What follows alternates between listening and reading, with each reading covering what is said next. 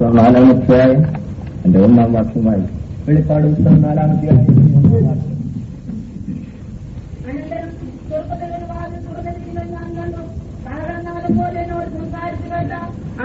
ശത്രുവിനോട് ഇവിടെ കയറി വരിക, മേലാൽ സംഭവിക്കാനുള്ളത് ഞാൻ നിനക്ക് കാണിച്ചു തരാമെന്ന് കൽപ്പിച്ചു. ദൈവനാമത്തിന് മഹത്വമുണ്ടാകട്ടെ. ദൈവനാമത്തിന് മഹത്വമുണ്ടാകട്ടെ. ഈ ബൈബിൾ ക്ലാസിന്റെ പ്രാരംഭ രാത്രിക്കായി ഞാൻ ആദ്യമായി ദൈവത്തിന് സ്തോത്രം ചെയ്യുന്നു. ഈ ബൈബിൾ ക്ലാസിന്റെ പ്രാരംഭ രാത്രിക്കായി ആദ്യമായി ദൈവത്തിന് സ്തോത്രം ചെയ്യുന്നു. കടന്നു വന്നിരിക്കുന്ന എല്ലാ സഹോദരി സഹോദരന്മാർക്കും സ്നേഹിതർക്കും കർത്താവായ യേശുക്രിസ്തുവിന്റെ നിസ്തുല്യ നാമത്തിൽ സ്നേഹവന്ദനം ആദ്യമായി അറിയിക്കുന്നു. കടന്നു വന്ന എല്ലാ സഹോദരി സഹോദരന്മാർക്കും സ്നേഹിതർക്കും കർത്താവായ യേശുക്രിസ്തുവിന്റെ നിസ്തുല്യ നാമത്തിൽ സ്നേഹവന്ദനം അറിയിക്കുന്നു. വാഗ്ദത്തപ്രകാരം തേജോമയനായ ദൈവം അദൃശ്യ ദൂതസഞ്ചയത്തോടുകൂടെ നമ്മുടെ മധ്യയെ കടന്നു വന്നിട്ടുണ്ട്. വാഗ്ദത്തപ്രകാരം തേജോമയനായ ദൈവം അദൃശ്യ ദൂതസഞ്ചയത്തോടുകൂടെ നമ്മുടെ മധ്യയെ കടന്നു വന്നിട്ടുണ്ട്. ദാഹത്തോടെ ദൈവസേനയിൽ കടന്നു വന്നിരിക്കുന്നവരെ തൃപ്തരാക്കി അയക്കുവാൻ ദൈവം ആഗ്രഹിക്കുകയാണ്. ദാഹത്തോടെ ദൈവസന്നിധിയിൽ കടന്നു വന്നിരിക്കുന്നവരെ തൃപ്തരാക്കി അയക്കുവാൻ ദൈവം ആഗ്രഹിക്കുകയാണ്. നൂതനമായ ചില വിഷയങ്ങൾ പഠിപ്പിക്കുവാനുള്ള പ്രാപ്തി എനിക്കുണ്ടെന്ന് എനിക്ക് ബോധ്യമില്ല. നൂതനമായ ചില വിഷയങ്ങൾ പഠിപ്പിക്കാനുള്ളതായ പ്രാപ്തി ഉണ്ടെന്ന് എനിക്ക് തോന്നുന്നില്ല. ഞാൻ ദൈവത്തിന്റെ സന്നിധിയിൽ ഏറ്റവും ചെറിയവനാണ്. ഞാൻ ദൈവത്തിന്റെ സന്നിധിയിൽ ഏറ്റവും ചെറിയവനാണ്. എങ്കിലും ദൈവത്തിന്റെ കരങ്ങളിൽ ഞാൻ എന്നെ താഴ്ത്തി സമർപ്പിക്കുകയാണ്. എങ്കിലും ദൈവത്തിന്റെ കരങ്ങളിലേക്ക് എന്നെ താഴ്ത്തി സമർപ്പിക്കുകയാണ്. നിങ്ങൾ പ്രാർത്ഥനയോടെ ദൈവസന്നിധിയിലായിരിക്കുമെങ്കിൽ ദൈവത്തിന്റെ പരിശുദ്ധാത്മാവ് നിങ്ങളോട് സംസാരിക്കാനിടയാകും. നിങ്ങൾ പ്രാർത്ഥനയോടെ ദൈവസന്നിധിയിലായിരിക്കുന്നെങ്കിൽ ദൈവത്തിന്റെ പരിശുദ്ധാത്മാവ് നിങ്ങളോട് സംസാരിക്കാനിടയാകും. എന്റെ വാക്കുകൾ ഒരിക്കലും മാനുഷികമാകരുത് എന്നൊരു പ്രാർത്ഥന എനിക്ക് ദൈവസന്നിധിയിലുണ്ട്. എന്റെ വാക്കുകൾ ഒരിക്കലും മാനുഷികമാകരുതെന്നുള്ളതായ പ്രാർത്ഥന ദൈവസന്നിധിയിലുണ്ട്. അത് ജ്ഞാനത്തിന്റെ വശീകരണ വാക്കുകളായിരിക്കാൻ പാടില്ല, ദൈവാത്മാവിന്റെ ഉപദേശം തന്നെയായിരിക്കണം. അത് ജ്ഞാനത്തിന്റെ വശീകരണ വാക്കുകളാകുവാൻ പാടില്ല, ദൈവാത്മാവിന്റെ ഉപദേശമായിരിക്കണം. ദൈവത്തിന്റെ ആത്മാവിന് മാത്രമേ മനുഷ്യ ജീവിതത്തെ രൂപാന്തരപ്പെടുത്തുവാൻ കഴിയുകയുള്ളൂ. ദൈവത്തിന്റെ ആത്മാവിന് മാത്രമേ മനുഷ്യ ജീവിതത്തെ രൂപാന്തരപ്പെടുത്തുവാൻ കഴിയുകയുള്ളൂ. ഈ ബൈബിൾ ക്ലാസ് കൊണ്ട് ഉദ്ദേശിക്കുന്നത് ഒരു നല്ല ബൈബിൾ ക്ലാസ് നടത്തി എന്നുള്ളതല്ല. ചിലരെങ്കിലും കർത്താവിന്റെ പ്രത്യക്ഷതയ്ക്കായി ഒരുക്കപ്പെടുന്നെങ്കിൽ അതാണ് ഞങ്ങൾക്ക് ദൈവസേനയിൽ സന്തോഷമായിരിക്കുന്നത്. ഈ ബൈബിൾ ക്ലാസ് കൊണ്ട് ഉദ്ദേശിക്കുന്ന ഒരു നല്ല ബൈബിൾ ക്ലാസ് നടത്തിയെന്നതിനല്ല, ചിലരെങ്കിലും രക്ഷിക്കപ്പെട്ട് കർത്താവിനോട് എടുക്കുന്നതാണ് ഞങ്ങളുടെ ആഗ്രഹം. കർത്താവിന്റെ വരവിനായി ഒരുക്കപ്പെടുന്നെങ്കിൽ അതാണ് ഞങ്ങൾക്ക് ദൈവസേനയിൽ സന്തോഷമായിരിക്കും. കർത്താവിന്റെ വരവിനായി ഒരുക്കപ്പെടുന്നുവെങ്കിൽ അതാണ് ഞങ്ങൾക്ക് ദൈവസന്നിധിയിൽ സന്തോഷം. ദൈവത്തിന് സ്തോത്രം. ദൈവത്തിന് സ്തോത്രം. ശിഷ്യന്മാർ തങ്ങളുടെ കൈവശമുണ്ടായിരുന്ന 5 അപ്പവും 2 മീനും യേശുവിന്റെ കയ്യിൽ കൊണ്ടുപോയി കൊടുത്തു. ശിഷ്യന്മാർ തങ്ങളുടെ കൈവശമുണ്ടായിരുന്നതായ 5 അപ്പവും 2 മീനും യേശുവിന്റെ പക്കൽ കൊടുത്തു. യേശു അതിനെ കരങ്ങളിലെടുത്ത് വാഴ്ത്തി അനുഗ്രഹിച്ച് ശിഷ്യന്മാരുടെ കയ്യിൽ തിരികെ കൊടുത്തു. യേശു അതിനെ കരങ്ങളിലെടുത്ത് വാഴ്ത്തി അനുഗ്രഹിച്ച ശിഷ്യന്മാരുടെ കരത്തിൽ കൊടുത്തു. നുറുക്കി കടന്നു വന്നിരിക്കുന്നവർക്ക് കൊടുക്കുവാൻ യേശു നിർദ്ദേശം നൽകുകയാണ്. നുറുക്കി കടന്നു വന്നവർക്ക് കൊടുക്കുവാനായി യേശു നിർദ്ദേശം നൽകുകയാണ്. ദൈവത്തിന് സ്തോത്രം. ദൈവത്തിന് സ്തോത്രം. എനിക്ക് എന്റേതായിട്ടൊന്നും നിങ്ങൾക്ക് തരുവാനില്ല. എനിക്ക് എന്റേതായിട്ടൊന്നും നിങ്ങൾക്ക് തരുവാനില്ല. എന്റെ കൈവശമുള്ള അല്പം ഞാൻ കർത്താവിന്റെ കരങ്ങളിൽ ഫലമേൽപ്പിക്കുകയാണ്. എന്റെ കൈവശമുള്ളതായ അല്പം കർത്താവിന്റെ കരത്തിൽ ഫലമേൽപ്പിക്കുകയാണ്. കർത്താവ് അതിനെ വാഴ്ത്തി അനുഗ്രഹിച്ച് തരുവാനായിട്ട് പ്രാർത്ഥനയോടെ ദൈവസേനയിൽ നിങ്ങൾ ഇരിക്കുക. കർത്താവ് അതിനെ അനുഗ്രഹിച്ചു തരുവാനായിട്ട് നിങ്ങളും പ്രാർത്ഥനയോടുകൂടി ഇരിക്കുക. ദൈവത്തിന് സ്തോത്രം. ദൈവത്തിന് സ്തോത്രം. ഒരു നിർണായകമായ കാലഘട്ടത്തിലാണ് നാം ഇന്ന് വന്നെത്തിയിരിക്കുന്നത്. ഒരു നിർണായക കാലഘട്ടത്തിലാണ് നാം ഇന്ന് വന്നെത്തിയിരിക്കുന്നത്. ലോകത്തിലെ സംഭവങ്ങൾ കണ്ട മനുഷ്യന്റെ മനസാക്ഷി മരവിച്ചിരിക്കുക. ലോകത്തിലെ സംഭവങ്ങൾ കണ്ട മനുഷ്യന്റെ മനസാക്ഷി മരവിച്ചുകൊണ്ടിരിക്കുക. പ്രപഞ്ചത്തിന്റെ നിലനിൽപ്പ് ചോദ്യം ചെയ്യപ്പെടുന്നു. പ്രപഞ്ചത്തിന്റെ നിലനിൽപ്പ് ചോദ്യം ചെയ്യപ്പെടുന്നു. ഭൂമിയിൽ മനുഷ്യന് സുരക്ഷിതത്വം ഇല്ലാതെയാകുന്നു. ഭൂമിയിൽ മനുഷ്യന് സുരക്ഷിതത്വം ഇല്ലാതെയാകുന്നു. ദൈവത്തിന് സ്തോത്രം. ദൈവത്തിന് സ്തോത്രം. ഭരണാധികാരികൾക്ക് പോലും നമ്മുടെ രാജ്യങ്ങളിൽ സുരക്ഷിതത്വം നഷ്ടപ്പെട്ടുകൊണ്ടിരിക്കുകയാണ്. ഭരണാധികാരികൾക്ക് പോലും തങ്ങളുടെ രാജ്യങ്ങളിൽ സുരക്ഷിതത്വം നഷ്ടപ്പെട്ടുകൊണ്ടിരിക്കുക. നമ്മുടെ നേതാക്കന്മാർ തന്നെ പ്രാണഭയത്തോടുകൂടെയാണ് ഓരോ ദിവസവും കഴിഞ്ഞുകൂടുന്നത്. നമ്മുടെ നേതാക്കന്മാർ തന്നെ പ്രാണഭയത്തോടുകൂടെയാണ് ഓരോ ദിവസവും കഴിയുന്നത്. അവർ യാത്ര ചെയ്യുമ്പോൾ അവർക്ക് മുൻപിലും പിൻപിലും പോകുന്ന പോലീസ് സെക്യൂരിറ്റി കാണുമ്പോൾ അത് അറിയുവാൻ മനസ്സിലാക്കുവാൻ കഴിയും. അവർ യാത്ര ചെയ്യുമ്പോൾ അവരുടെ മുന്നിലും പിന്നിലും പോകുന്നതായ പോലീസ് സെക്യൂരിറ്റി കാണുമ്പോൾ അത് നമുക്ക് മനസ്സിലാക്കുവാൻ. വലിയ വലിയ നേതാക്കന്മാർ പലരും ഇന്ന് തീവ്രവാദികളുടെ ഹിറ്റ് ലിസ്റ്റിൽ ഉൾപ്പെട്ടിരിക്കുകയാണ്. വലിയ വലിയ നേതാക്കന്മാരൊക്കെയും ഇന്ന് തീവ്രവാദികളുടെ ലിസ്റ്റിൽ പെട്ടിരിക്കുകയാണ്. അതുകൊണ്ട് ബുള്ളറ്റ് പ്രൂഫ് കോട്ടില്ലാതെ ബുള്ളറ്റ് പ്രൂഫ് കാറില്ലാതെ അവർക്ക് യാത്ര ചെയ്യാൻ കഴിയുന്നില്ല. അതുകൊണ്ട് ബുള്ളറ്റ് പ്രൂഫ് കാറില്ലാതെ അവർക്ക് യാത്ര ചെയ്യുവാൻ കഴിയുന്നില്ല. ബുള്ളറ്റ് പ്രൂഫ് കോട്ടില്ലാതെ യാത്ര ചെയ്യാൻ ചെയ്യാനും സാധിക്കുന്നത്. ബുള്ളറ്റ് പ്രൂഫ് കോട്ടില്ലാതെ യാത്ര ചെയ്യുവാനും സാധ്യമല്ല. ഇതെല്ലാം ഉണ്ടായിട്ട് തന്നെ സുരക്ഷിതത്വമില്ല. ഇതെല്ലാം ഉണ്ടായിട്ട് തന്നെ സുരക്ഷിതത്വമല്ല. ദൈവത്തിന് സ്തോത്രം. ദൈവത്തിന് സ്തോത്രം. നമ്മുടെ ഓർമ്മയിലുണ്ട് ഭയാനകമായ നിലയിൽ അവസാനിച്ച പല നേതാക്കൾ. നമ്മുടെ ഓർമ്മയിലുണ്ട് ഭയാനകമായ നിലയിൽ അവസാനിച്ച പല നേതാക്കന്മാർ. ദൈവത്തിന് സ്തോത്രം. ദൈവത്തിന് സ്തോത്രം. ഇന്ദിരാഗാന്ധി സുരക്ഷാ ഭടന്മാരുടെ വെടിയേറ്റ് പിടഞ്ഞു മരിച്ചു. ഇന്ദിരാഗാന്ധി സുരക്ഷാ ഭടന്മാരുടെ വെടിയേറ്റ് പിടഞ്ഞു മരിച്ചു. രാജീവ് ഗാന്ധി തമിഴ്നാട്ടിൽ വെച്ച് ബോംബ് സ്ഫോടനത്തിൽ കൊല്ലപ്പെട്ടു. രാജീവ് ഗാന്ധി തമിഴ്നാട്ടിൽ വെച്ച് ബോംബ് സ്ഫോടനത്താൽ കൊല്ലപ്പെട്ടു. പഞ്ചാബ് മുഖ്യമന്ത്രി ബിയാൻ സിംഗ് സമീപകാലത്ത് കഠിനമായ ഒരു ഭയങ്കര ബോംബ് സ്ഫോടനത്തിൽ കൊല്ലപ്പെടുവാനിടയായി. പഞ്ചാബ് മുഖ്യമന്ത്രി ബിയാൻ സിംഗ് അയ്യാൽ സമീപകാലത്ത് ഭയങ്കരമായ ബോംബ് സ്ഫോടനത്തിൽ കൊല്ലപ്പെട്ടു. ഇന്ത്യയിലെ ഏറ്റവും നല്ല സുരക്ഷിതത്വം ലഭിക്കുന്ന നേതാക്കന്മാരിൽ ഒരാളാണ് ബിയാൻ സിംഗ്. ഇന്ത്യയിലെ ഏറ്റവും സുരക്ഷിതത്വം ലഭിക്കുന്നതായ ഒരു മനുഷ്യനാണ് ബിയാൻ സിംഗ്. ദൈവത്തിന് സ്തോത്രം. ദൈവത്തിന് സ്തോത്രം. പ്രധാനമന്ത്രിക്കും രാഷ്ട്രപതിക്കും ഉള്ളതുപോലെ തന്നെ ബിയാൻ സിംഗിനും സുരക്ഷിതത്വം ഉണ്ടായിരുന്നു. പ്രധാനമന്ത്രിക്കും രാഷ്ട്രപതിക്കും ഉള്ളതുപോലെ തന്നെ ബിയാൻ സിംഗിനും സുരക്ഷിതത്വം ഉണ്ടായിരുന്നു. പക്ഷേ ബോംബ് സ്ഫോടനത്തിൽ താനും ചിന്നാഭിന്നമാക്കപ്പെടുകയാണ് ചെയ്തത്. ഇതെല്ലാം കാണുമ്പോൾ മനുഷ്യൻ നെടുവീർപ്പെടുന്നു. ആർക്കിവിടെ സുരക്ഷിതത്വമുണ്ട്? ഇതെല്ലാം കാണുമ്പോൾ മനുഷ്യൻ നെടുവീർപ്പെടുകയാണ്. ആർക്ക് സുരക്ഷിതത്വം? ഒരർത്ഥത്തിൽ പറഞ്ഞാൽ എല്ലാവരും പ്രാണഭയത്തിലാണ് ഇന്നത്തെ ലോകത്തിൽ ജീവിക്കുന്നത്. ഒരർത്ഥത്തിൽ പറഞ്ഞാൽ എല്ലാവരും പ്രാണഭയത്തിലാണ് ഇന്നത്തെ ലോകത്തിൽ ജീവിക്കുന്നത്. മനുഷ്യൻ ചോദിക്കുന്നു ലോകത്തിന്റെ ഗതി എങ്ങോട്ടാണ്? മനുഷ്യൻ ചോദിക്കുന്നു ലോകത്തിന്റെ ഗതി എങ്ങോട്ടാണ്? ഈ അവസ്ഥയിൽ പോയാൽ എവിടെ ചെന്ന് അവസാനിക്കും? ഈ അവസ്ഥയിൽ പോയാൽ എവിടെ ചെന്ന് അവസാനിക്കും? നാളെ എന്ത് സംഭവിക്കാൻ പോകും? നാളെ എന്ത് സംഭവിക്കാൻ പോകും? ഇതെല്ലാം മനുഷ്യന്റെ ഹൃദയത്തിൽ ഉയർന്നു വരുന്ന ചോദ്യങ്ങളാണ്. ഇതെല്ലാം മനുഷ്യന്റെ ഹൃദയത്തിൽ ഉയരുന്ന ചോദ്യങ്ങളാണ്. ഈ പ്രപഞ്ചത്തിന് എന്ത് സംഭവിക്കും? ഈ പ്രപഞ്ചത്തിന് എന്ത് സംഭവിക്കും? ഇന്ന് കാണുന്ന ഈ മനുഷ്യവർഗത്തിന് എന്ത് സംഭവിക്കും? ഇന്ന് കാണുന്ന ഈ മനുഷ്യവർഗത്തിന് എന്ത് സംഭവിക്കും? ഇന്നത്തെ രാഷ്ട്രങ്ങൾക്ക് എന്ത് സംഭവിക്കും? ഇന്നത്തെ രാഷ്ട്രങ്ങൾക്ക് എന്ത് സംഭവിക്കും? ഈ ചോദ്യങ്ങൾക്കൊന്നും വ്യക്തമായ മറുപടി നൽകുവാൻ ആർക്കും ഇന്ന് ഭൂമിയിൽ സാധിക്കുന്നില്ല. ഈ ചോദ്യങ്ങൾക്കൊക്കെയും വ്യക്തമായ ഒരു മറുപടി നൽകുവാൻ ഇന്ന് ആർക്കും കഴിയുന്നില്ല. അവിടെ ചിലരൊക്കെ ഏതൊക്കെയോ ചിലത് പറയുന്നതല്ലാതെ അവിടെ ആരൊക്കെയോ ചിലത് പറയുകയല്ലാതെ വ്യക്തമായ ഒരു മറുപടി ആരും തന്നെ നൽകുന്നില്ല. വ്യക്തമായ ഒരു മറുപടി ആരും തന്നെ നൽകുന്നില്ല. മനുഷ്യൻ നിരാശയോടുകൂടെ പരിഭ്രമിക്കുന്നു. എന്നാൽ മനുഷ്യന്റെ ഈ ചോദ്യങ്ങൾക്ക് സത്യവേദ പുസ്തകം മറുപടി നൽകുകയാണ്. സത്യവേദ പുസ്തകത്തിന് മാത്രമേ മനുഷ്യന്റെ ഈ ചോദ്യങ്ങൾക്ക് മറുപടി നൽകുവാൻ കഴിയുന്നുള്ളൂ. സത്യവേദ പുസ്തകത്തിന് മാത്രമേ മനുഷ്യന്റെ ഈ ചോദ്യങ്ങൾക്ക് മറുപടി നൽകുവാൻ കഴിയൂ. നാം വായിച്ച വേദഭാഗത്തിലേക്ക് കടന്നു വരുമ്പോൾ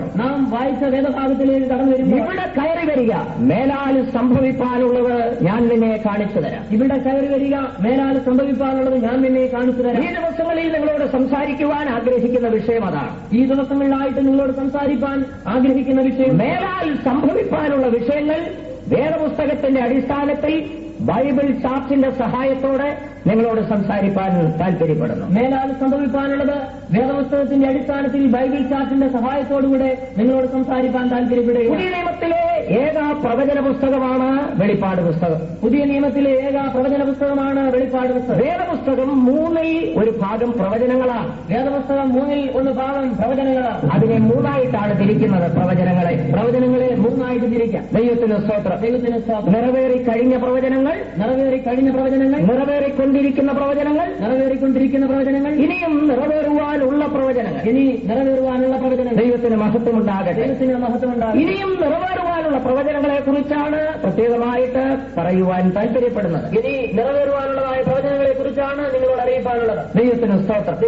വെളിപ്പാട് പുസ്തകത്തിൽ ആകെ 22 അധ്യായങ്ങളാണുള്ളത്. വെളിപ്പാട് പുസ്തകത്തിൽ ആകെ 22 അധ്യായങ്ങളാണുള്ളത്. ഈ വെളിപ്പാട് പുസ്തകം തന്നെ ഒരു മറനീക്കലാണ്. ഈ വെളിപ്പാട് പുസ്തകം തന്നെ ഒരു മറനീക്കലാണ്. ദൈവത്തിന് സ്തോത്രം. ദൈവത്തിന് സ്തോത്രം. മറയ്ക്കപ്പെട്ടിരിക്കുന്ന ഏതോ ഒന്നിന്റെ പുറത്തുനിന്ന് മറ നീക്കുന്നത് പോലെ, മറയ്ക്കപ്പെട്ടിരുന്ന ഏതോ ഒന്നിന്റെ പുറത്തുനിന്ന് മറ നീക്കുന്നത് പോലെ 4 മുതലുള്ള അധ്യായങ്ങൾ മുഴുവൻ ഭാവിയിൽ സംഭവിക്കാനുള്ള വിഷയങ്ങളാണ്. 4 മുതലുള്ള അധ്യായങ്ങളുള്ളതായ ഭാഗങ്ങൾ ഇനി ഭാവിയിൽ സംഭവിക്കേണ്ടതാണ്. ദൈവത്തിന് സ്തോത്രം. ദൈവത്തിന് സ്തോത്രം. 22 അധ്യായങ്ങളെ കുറിച്ച് ഒരു ചുരുക്കമായി പറഞ്ഞാൽ, 22 അധ്യായങ്ങളെ കുറിച്ച് ചുരുക്കമായി പറഞ്ഞാൽ, 1-ാം അധ്യായം അത് എഴുതുവാനുണ്ടായ പശ്ചാത്തലം, 1-ാമത്തെ അധ്യായം അത് എഴുതുവാനുണ്ടായ പശ്ചാത്തലം, മാത്രമല്ല ക്രിസ്തുവിനെ കുറിച്ചുള്ള ഒരു വെളിപ്പാടും ആ അധ്യായത്തിൽ വിവരിക്കുന്നു. മാത്രമല്ല ക്രിസ്തുവിനെ കുറിച്ചുള്ള ഒരു വെളിപ്പാടും ആ അധ്യായത്തിൽ വിവരിക്കുന്നു. 2-3 അധ്യായങ്ങൾ 7 സഭകൾക്കുള്ള ദൂത്. 2-3 അധ്യായങ്ങൾ 7 സഭകൾക്കുള്ളതായ ദൂത്. 4-5 അധ്യായങ്ങൾ നിത്യതയുടെ ഒരു ദർശനമാണ്. 4-5 അധ്യായങ്ങൾ നിത്യതയുടെ ഒരു ദർശനം. 6 മുതൽ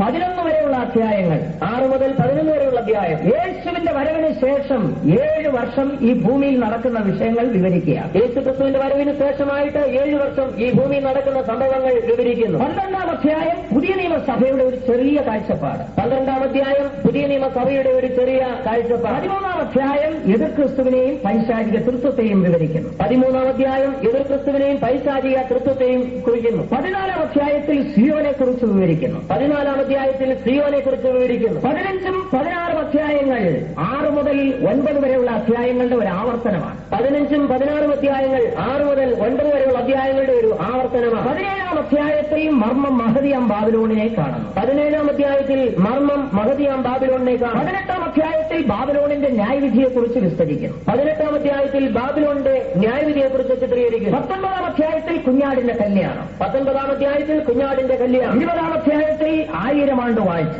20-ാം അധ്യായത്തിൽ 1000 ആണ്ട് വാഴ്ച. അനന്തരമായി നടക്കുന്ന വെള്ളസിംഹാസന ന്യായവിധി. അനന്തരമായി നടക്കുന്നതായ വെള്ളസിംഹാസന ന്യായവിധി. 21-ാം അധ്യായത്തിൽ പുതിയ യെരൂശലേം, പുതിയ ഭൂമി, പുതിയ സ്വർഗം എന്നിങ്ങനെ കാണും. 21-ാം അധ്യായത്തിൽ പുതിയ യെരൂശലേം, പുതിയ ഭൂമി, പുതിയ സ്വർഗം എന്നിവ കാണും. പ്രധാനമായി പുതിയ യെരൂശലേമിനെ കുറിച്ച് വിവരിക്കുന്നു. പ്രധാനമായി പുതിയ യെരൂശലേമിനെ കുറിച്ച് വിവരിക്കുന്നു. 22-ാം അധ്യായം നിത്യത.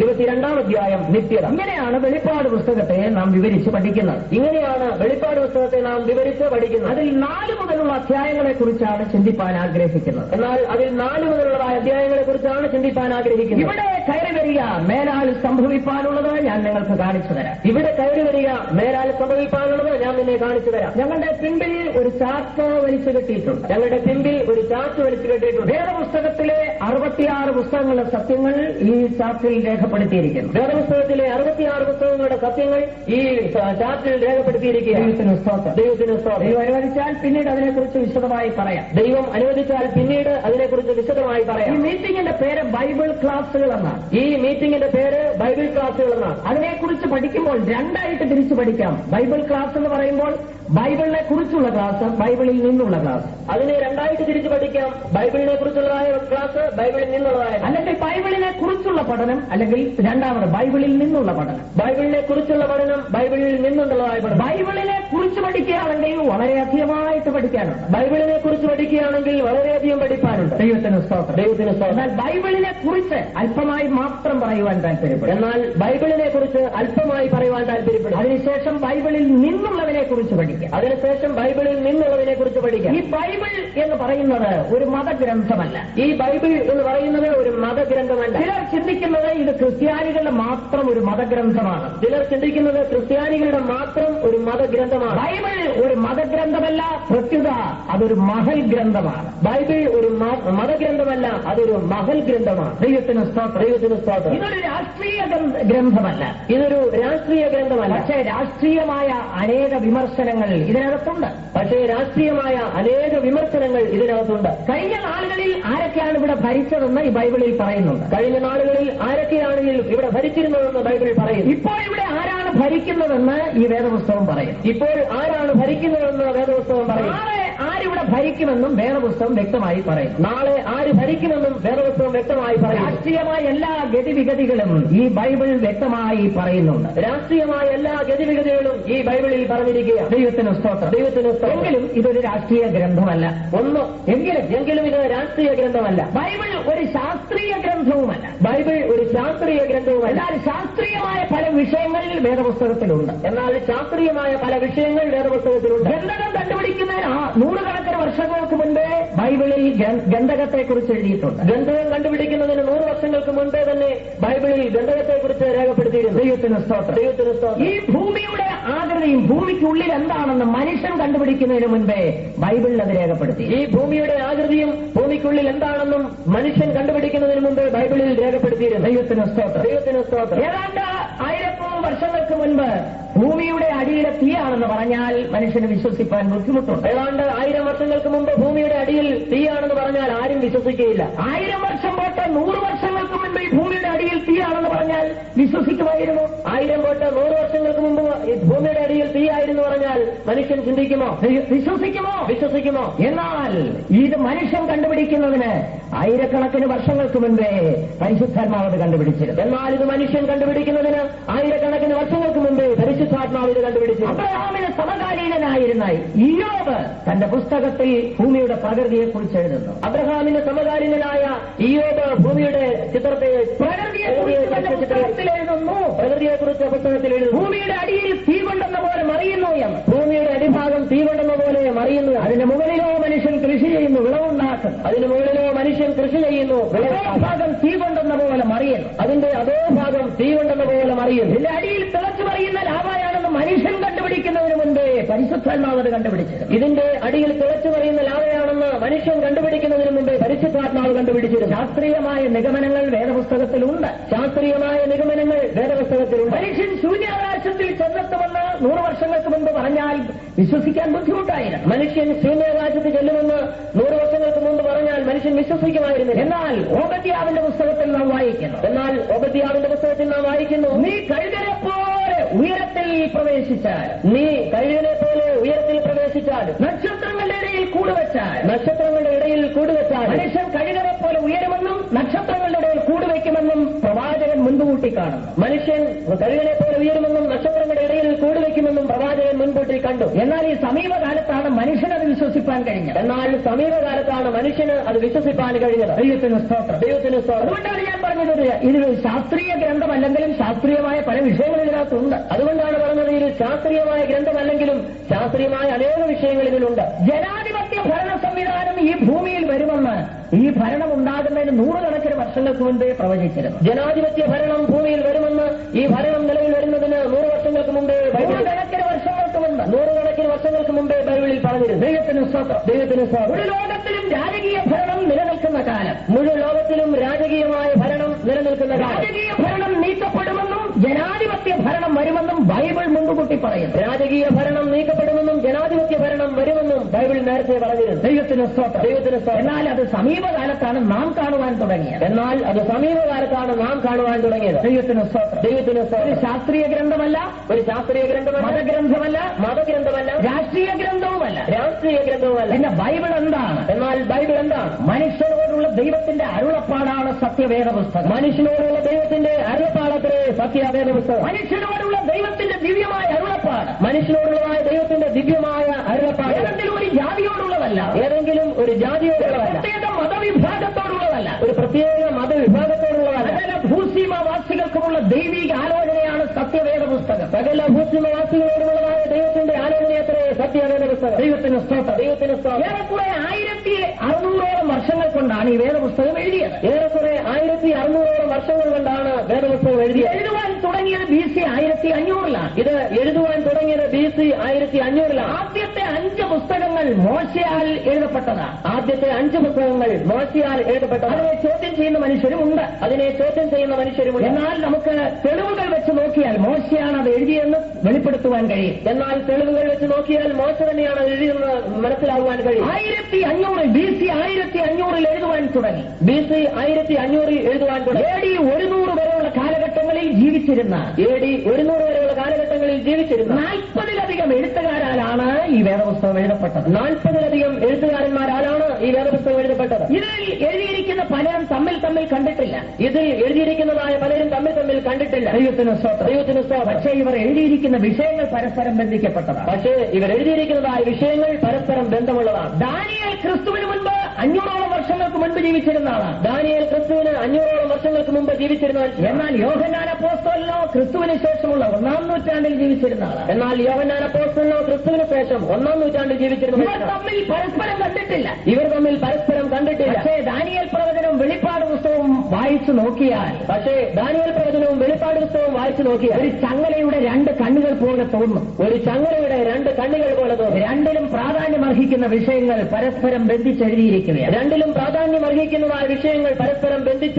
ദൈവത്തിന് സ്തോത്രം. ഇതുപോലെ ഈ 66 പുസ്തകങ്ങളും തമ്മിൽ പരസ്പര ബന്ധമുണ്ട്. ഇതുപോലെ 66 പുസ്തകങ്ങൾ തമ്മിലും പരസ്പരം ബന്ധമുണ്ട്. പിൽക്കാലത്താണ് ഇത് കൂട്ടിയിണക്കിയത്. വിവിധ സാഹചര്യങ്ങളിൽ വിവിധ നിലവാരങ്ങളിൽ ജീവിച്ചിരുന്ന മനുഷ്യരാൽ എഴുതപ്പെട്ടു എങ്കിലും പിൽക്കാലത്ത് ഇത് കൂട്ടിയോജിപ്പിച്ചപ്പോൾ ഇതിൽ വളരെ മനോഹരമായ ഒരു ബന്ധത്തെ കാണുവാൻ കഴിയും. നമുക്ക് കാണുവാൻ കഴിയും. കാരണം ഇതിന്റെ പിന്നിൽ പ്രവർത്തിച്ച ദൈവത്തിന്റെ പരിശുദ്ധാത്മാവാണ്.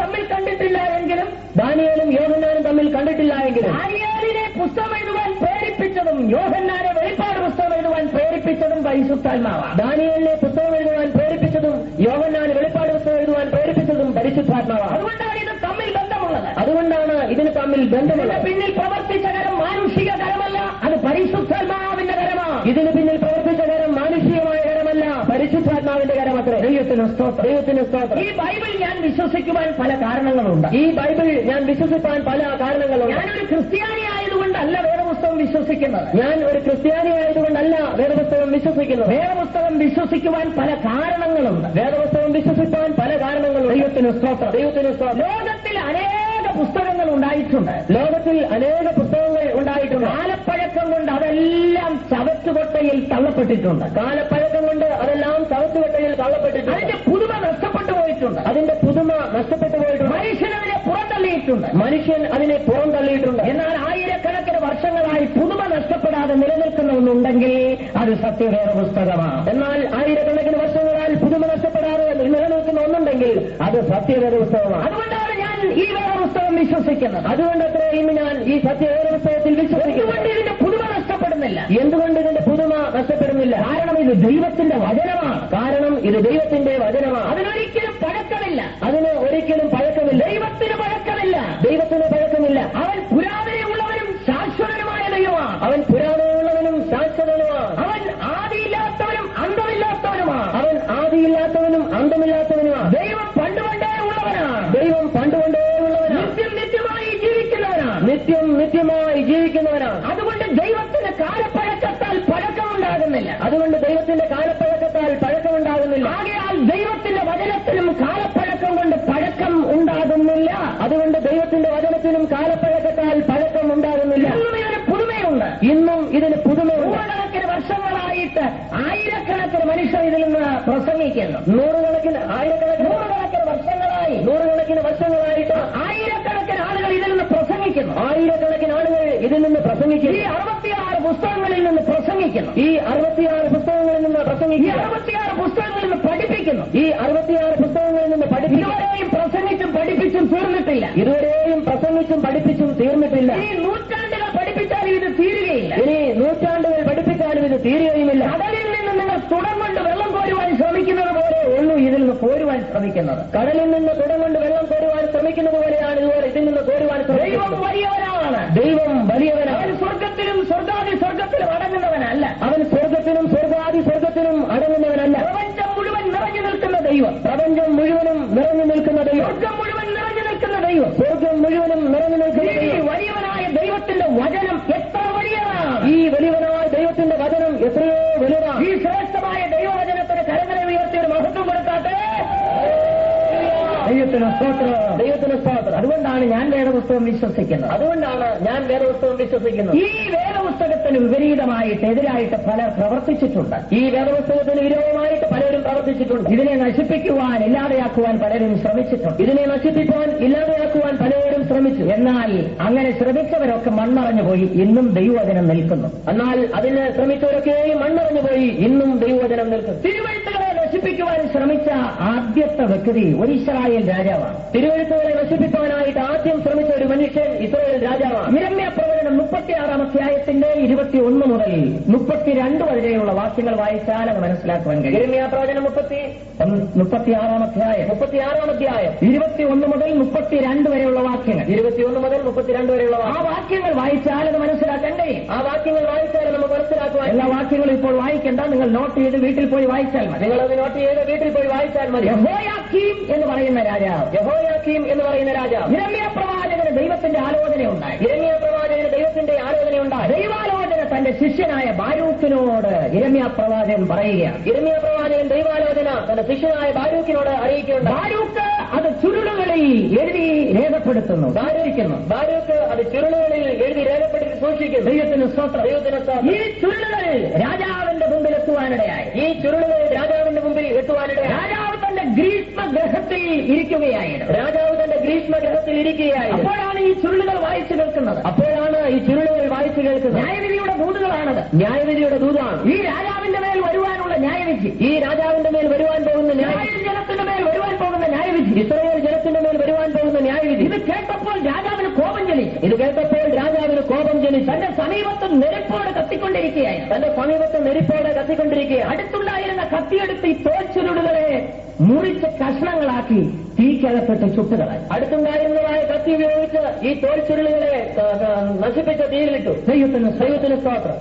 രാജാവ് വിചാരിച്ചു ഇതിനി ആരും വായിക്കുകയില്ല, ഇത് കേൾക്കേണ്ടയും വരികയില്ല. രാജാവ് ചിന്തിച്ചു ഇനി ഇതാരും വായിക്കുകയില്ല, ഇത് കേൾക്കേണ്ടതായും വരികയില്ല. യഹോവ യിരെമ്യാവിനോട് പറയുകയാണ്, നീ വീണ്ടും ഒരു തോൽച്ചുരുൾ ഉണ്ടാക്കി ഇത് പിന്നെ എഴുതി വെക്കാൻ. യഹോവ വീണ്ടും യിരെമ്യാവിനോട് പറയുകയാണ്, നീ വീണ്ടും തോൽച്ചുരുൾ ഉണ്ടാക്കി എഴുതുക എന്ന് പറഞ്ഞു. ദൈവത്തിന് സ്തോത്രം. അത് മാത്രമല്ല അതിന്റെ കൂടെ അല്പം കൂടെ എഴുതി ചേർക്ക്. അത് മാത്രമല്ല അതിന്റെ കൂടെ അല്പം കൂടെ എഴുതി ചേർക്ക്. യഹോയാക്കീമിന് വരാൻ പോകുന്ന ന്യായവിധി കൂടെ അതിന്റെ അടിയിൽ എഴുതിയേക്കാൻ പറഞ്ഞു. യഹോയാക്കീമിന് വരുവാൻ പോകുന്ന ന്യായവിധി കൂടെ അതിനടിയിൽ എഴുതുവാൻ പറഞ്ഞു. യിരെമ്യാ പ്രവാചകൻ പറഞ്ഞു കൊടുത്തു, ബാരൂക്ക് എഴുതി വെച്ചു. യിരെമ്യാ പ്രവാചകൻ പറഞ്ഞു കൊടുത്തു, ബാരൂക്ക് എഴുതി വെച്ചു. ദൈവം അതിനെ സൂക്ഷിച്ചു. അതാണ് ഇന്ന് നാം വായിക്കുന്ന യിരെമ്യാ പ്രവചനം. അതാണ് ഇന്ന് നാം വായിക്കുന്ന യിരെമ്യാ പ്രവചനം. ദൈവത്തിന് എന്നാൽ എന്താണ് സംഭവിച്ചത്? യഹോയാക്കീമിന്റെ മേൽ കഠിനമായ ദൈവത്തിന്റെ ശിക്ഷാവിധി വന്നു. യഹോയാക്കീമിന്റെ മേൽ കഠിനമായ ദൈവത്തിന്റെ ശിക്ഷ. യിരെമ്യാ പ്രവാചകൻ പറഞ്ഞതുപോലെ ഇസ്രായേലിന്മേൽ ന്യായവിധി ഉണ്ടായി. യിരെമ്യാ പ്രവാചകൻ പറഞ്ഞതുപോലെ ഇസ്രായേലിന്മേൽ ന്യായവിധി ഉണ്ടായി. തിരുവെഴുത്തുകൾ നൂറ്റാണ്ടുകളായി ഇന്നും നിലനിൽക്കുന്നു. തിരുവെഴുത്തുകൾ നൂറ്റാണ്ടുകളായിട്ട് ഇന്നും നിലനിൽക്കുന്നു. യഹോയാക്കീം മണ്ണോട് ചേർന്നു. എന്നാൽ തിരുവെഴുത്തുകൾ നൂറ്റാണ്ടുകളായി ഇന്നും നിൽക്കുന്നു. ഇന്നും ഇതിനെ നശിപ്പിക്കാൻ ശ്രമിച്ച യഹോയാക്കീമിനെ ദൈവം ഭൂമിയിൽ നിന്ന് മാറ്റി. അന്ന് മുതൽ ആയിരക്കണക്കിന് മനുഷ്യർ ഇതിനെ നശിപ്പിക്കാൻ ശ്രമിച്ചിട്ടുണ്ട്. ഒന്ന് രണ്ട് ഇൻസിഡൻസ് മാത്രം പറയുവാൻ, സംഭവങ്ങൾ മാത്രം പറയുവാൻ താല്പര്യപ്പെടുന്നു. BC 167 സിറിയ രാജാവായ എപ്പിഫാനസ്, അന്ത്യോക്യസ് എപ്പിഫാനസ്, അവൻ യെരൂശലേമിനെ പിടിച്ചടക്കി. ദൈവത്തിന് സ്തോത്രം. ജനത്തെ യഹൂദന്മാരെ സിറിയയിലേക്ക് അടിമകളാക്കി കൊണ്ടുപോയി. അന്നുണ്ടായിരുന്ന ബൈബിളിന്റെ കോപ്പികൾ, തിരുവെഴുത്തുകൾ, തോൽച്ചുരുളുകൾ മുഴുവൻ കണ്ടെടുത്ത് ചുട്ടുകഴിച്ചു. അന്നുണ്ടായിരുന്നതായ ബൈബിളിന്റെ കോപ്പികൾ, തിരുവെഴുത്തുകളുടെ കോപ്പികൾ എല്ലാം കണ്ടെടുത്ത് ചുട്ടുകള. ദൈവത്തിന് ദൈവത്തിന്റെ ജനമായ യഹൂദ ജനതയെ കഠിനമായി പീഡിപ്പിച്ച് കൊല്ലുവാനിടയായി. ദൈവത്തിന്റെ ജനമായ യഹൂദ ജനതയെ കഠിനമായി പീഡിപ്പിക്കുകയുണ്ടായി. ദൈവത്തിന് സ്തോത്രം. എന്നാൽ അന്ത്യോക്യസ് എപ്പിഫാനസിന് എന്താണ് സംഭവിച്ചത്? ബൈബിളിന്റെ ഒരൊറ്റ കോപ്പി പോലും ഭൂമിയിൽ കാണരുതെന്ന് നിഷ്കർഷിച്ച എപ്പിഫാനസ്. എന്നാൽ എപ്പിഫാനസിന് എന്ത് സംഭവിച്ചു? പേർഷ്യയുമായിട്ടുണ്ടായ യുദ്ധത്തിൽ എപ്പിഫാനസ് രഥത്തിൽ നിന്ന് താഴെ വീണു. പേർഷ്യയുമായിട്ടുണ്ടായിരുന്നതായ യുദ്ധത്തിൽ എപ്പിഫാനസ് രഥത്തിൽ നിന്ന് താഴെ വീണു. കഠിനമായ കൃമിരോഗം തനിക്ക് പിടിപെട്ടു, കൃമിക്കിരയായി. കഠിനമായ കൃമിരോഗം തനിക്ക് പിടിപെട്ടു, കൃമിക്കിരയായി. ശരീരം പുഴുത്തു എന്നാണ് പറയുന്നത്. തന്റെ ശരീരം പുഴുത്തു എന്നാണ് പറയുന്നത്. ദുർഗന്ധ നിമിത്തം മനുഷ്യരാരും സമീപത്തോട്ട് ചെല്ലാതായി. ദുർഗന്ധ നിമിത്തം മനുഷ്യരാരും സമീപത്തോട്ട് ചെല്ലാതായി. ദൈവത്തിന് സ്തോത്രം. അവസാനമായി മനുഷ്യരാരും സമീപത്തില്ലാതെ ഈ ലോകത്തോട് യാത്ര പറഞ്ഞു. യാത്രയായി. ദൈവത്തിന് സ്തോത്രം. തിരുവെഴുത്തിനെ നശിപ്പിക്കാൻ ശ്രമിച്ച എപ്പിഫാനസ് കൃമിക്കിരയായി. തിരുവെഴുത്തിനെ നശിപ്പിക്കാനായിട്ട് ശ്രമിച്ച എപ്പിഫാനസ് കൃമിക്ക് ഇരയായി. ദൈവത്തിന് സ്തോത്രം. എന്നാൽ തിരുവെഴുത്തുകൾ ഇന്നും നിലനിൽക്കുന്നു. ക്രിസ്തുവിന് ശേഷം AD 305 കഠിനമായ ഒരു ബൈബിൾ വേട്ട നടക്കുകയുണ്ടായി. റോമൻ ചക്രവർത്തിയായ ഡയോക്ലീഷ്യൻ. ദൈവത്തിന് സ്തോത്രം. ലോകത്തിൽ എവിടത്തെ ബൈബിൾ ഉണ്ടോ അതെല്ലാം തിരഞ്ഞുപിടിച്ചു. എല്ലാം കൂടെ കൂട്ടിയിട്ട് താൻ തീ കത്തിച്ചു. ആ ചാരത്തിന്മേൽ ഒരു സ്തംഭം നാട്ടി. എന്നിട്ട് അതിൽ എഴുതി വെച്ചു, ക്രിസ്തുമാർഗം ഭൂമിയിൽ നിന്ന് തുടച്ചു മാറ്റപ്പെട്ടു എന്ന്. അതിൽ പ്രകാരം എഴുതി വെച്ചു, ക്രിസ്തുമാർഗം ഭൂമിയിൽ നിന്ന് തുടച്ചു മാറ്റപ്പെട്ടു. ദൈവത്തിന് സ്തോത്രം. എന്നാൽ എന്താണ് സംഭവിച്ചത്? ഡയോക്ലീഷ്യനെ ദൈവം തുടച്ചു മാറ്റി. 10 വർഷങ്ങൾ കഴിയുന്നതിന് മുൻപ് തന്നെ ഒരു റോമൻ ചക്രവർത്തി ക്രിസ്തുമതം സ്വീകരിപ്പാനിടയായി. 10 വർഷങ്ങൾ കഴിയുന്നതിന് മുമ്പ് തന്നെ ഒരു റോമൻ ചക്രവർത്തി ക്രിസ്തുമതം സ്വീകരിപ്പാനിടയായി. ദൈവത്തിന് സ്തോത്രം. റോമൻ ചക്രവർത്തിയായ കുസ്തന്തീനോസ്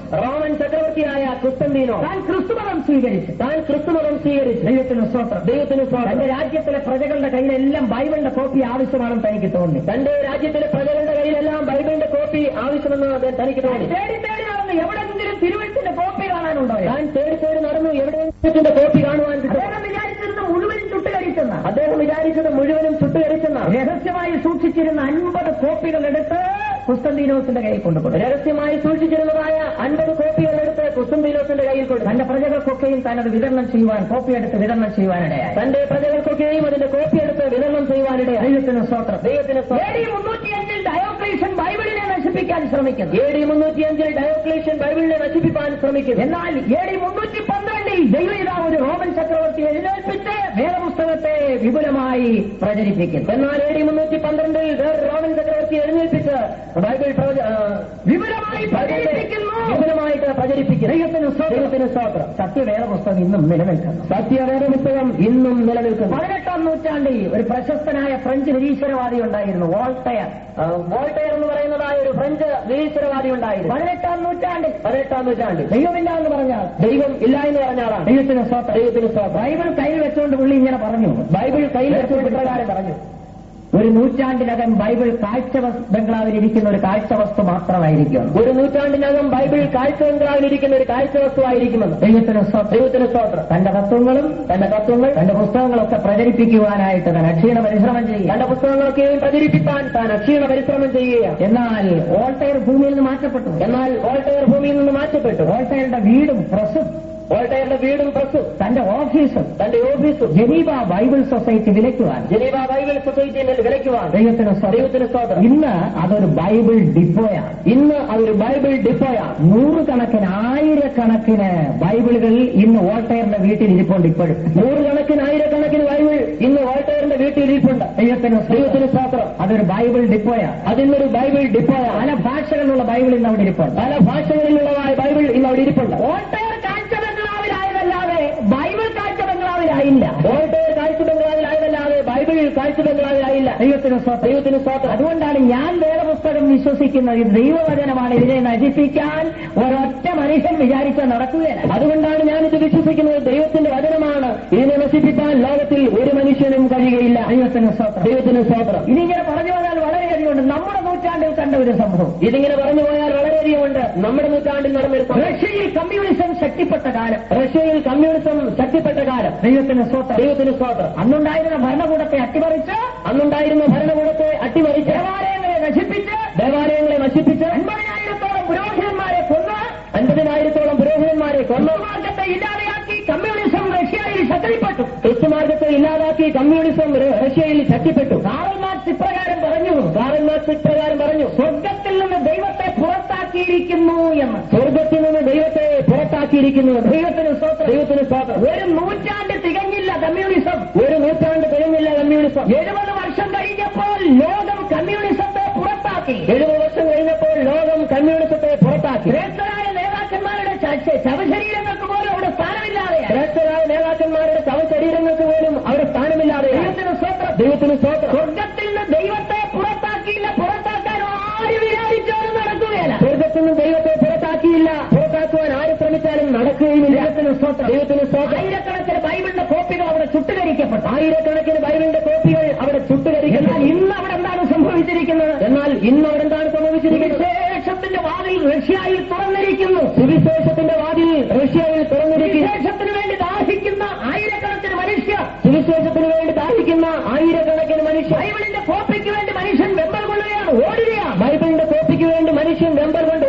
ദൈവത്തിന് സ്തോത്രം. നമ്മുടെ പ്രസിൽ നിന്ന് അല്ലെങ്കിൽ തിരുവനന്തപുരം നമ്മുടെ പെന്തക്കോസ് മിഷന്റെ പെന്തക്കോസ് മാസികയുടെ ചുമതലയിൽ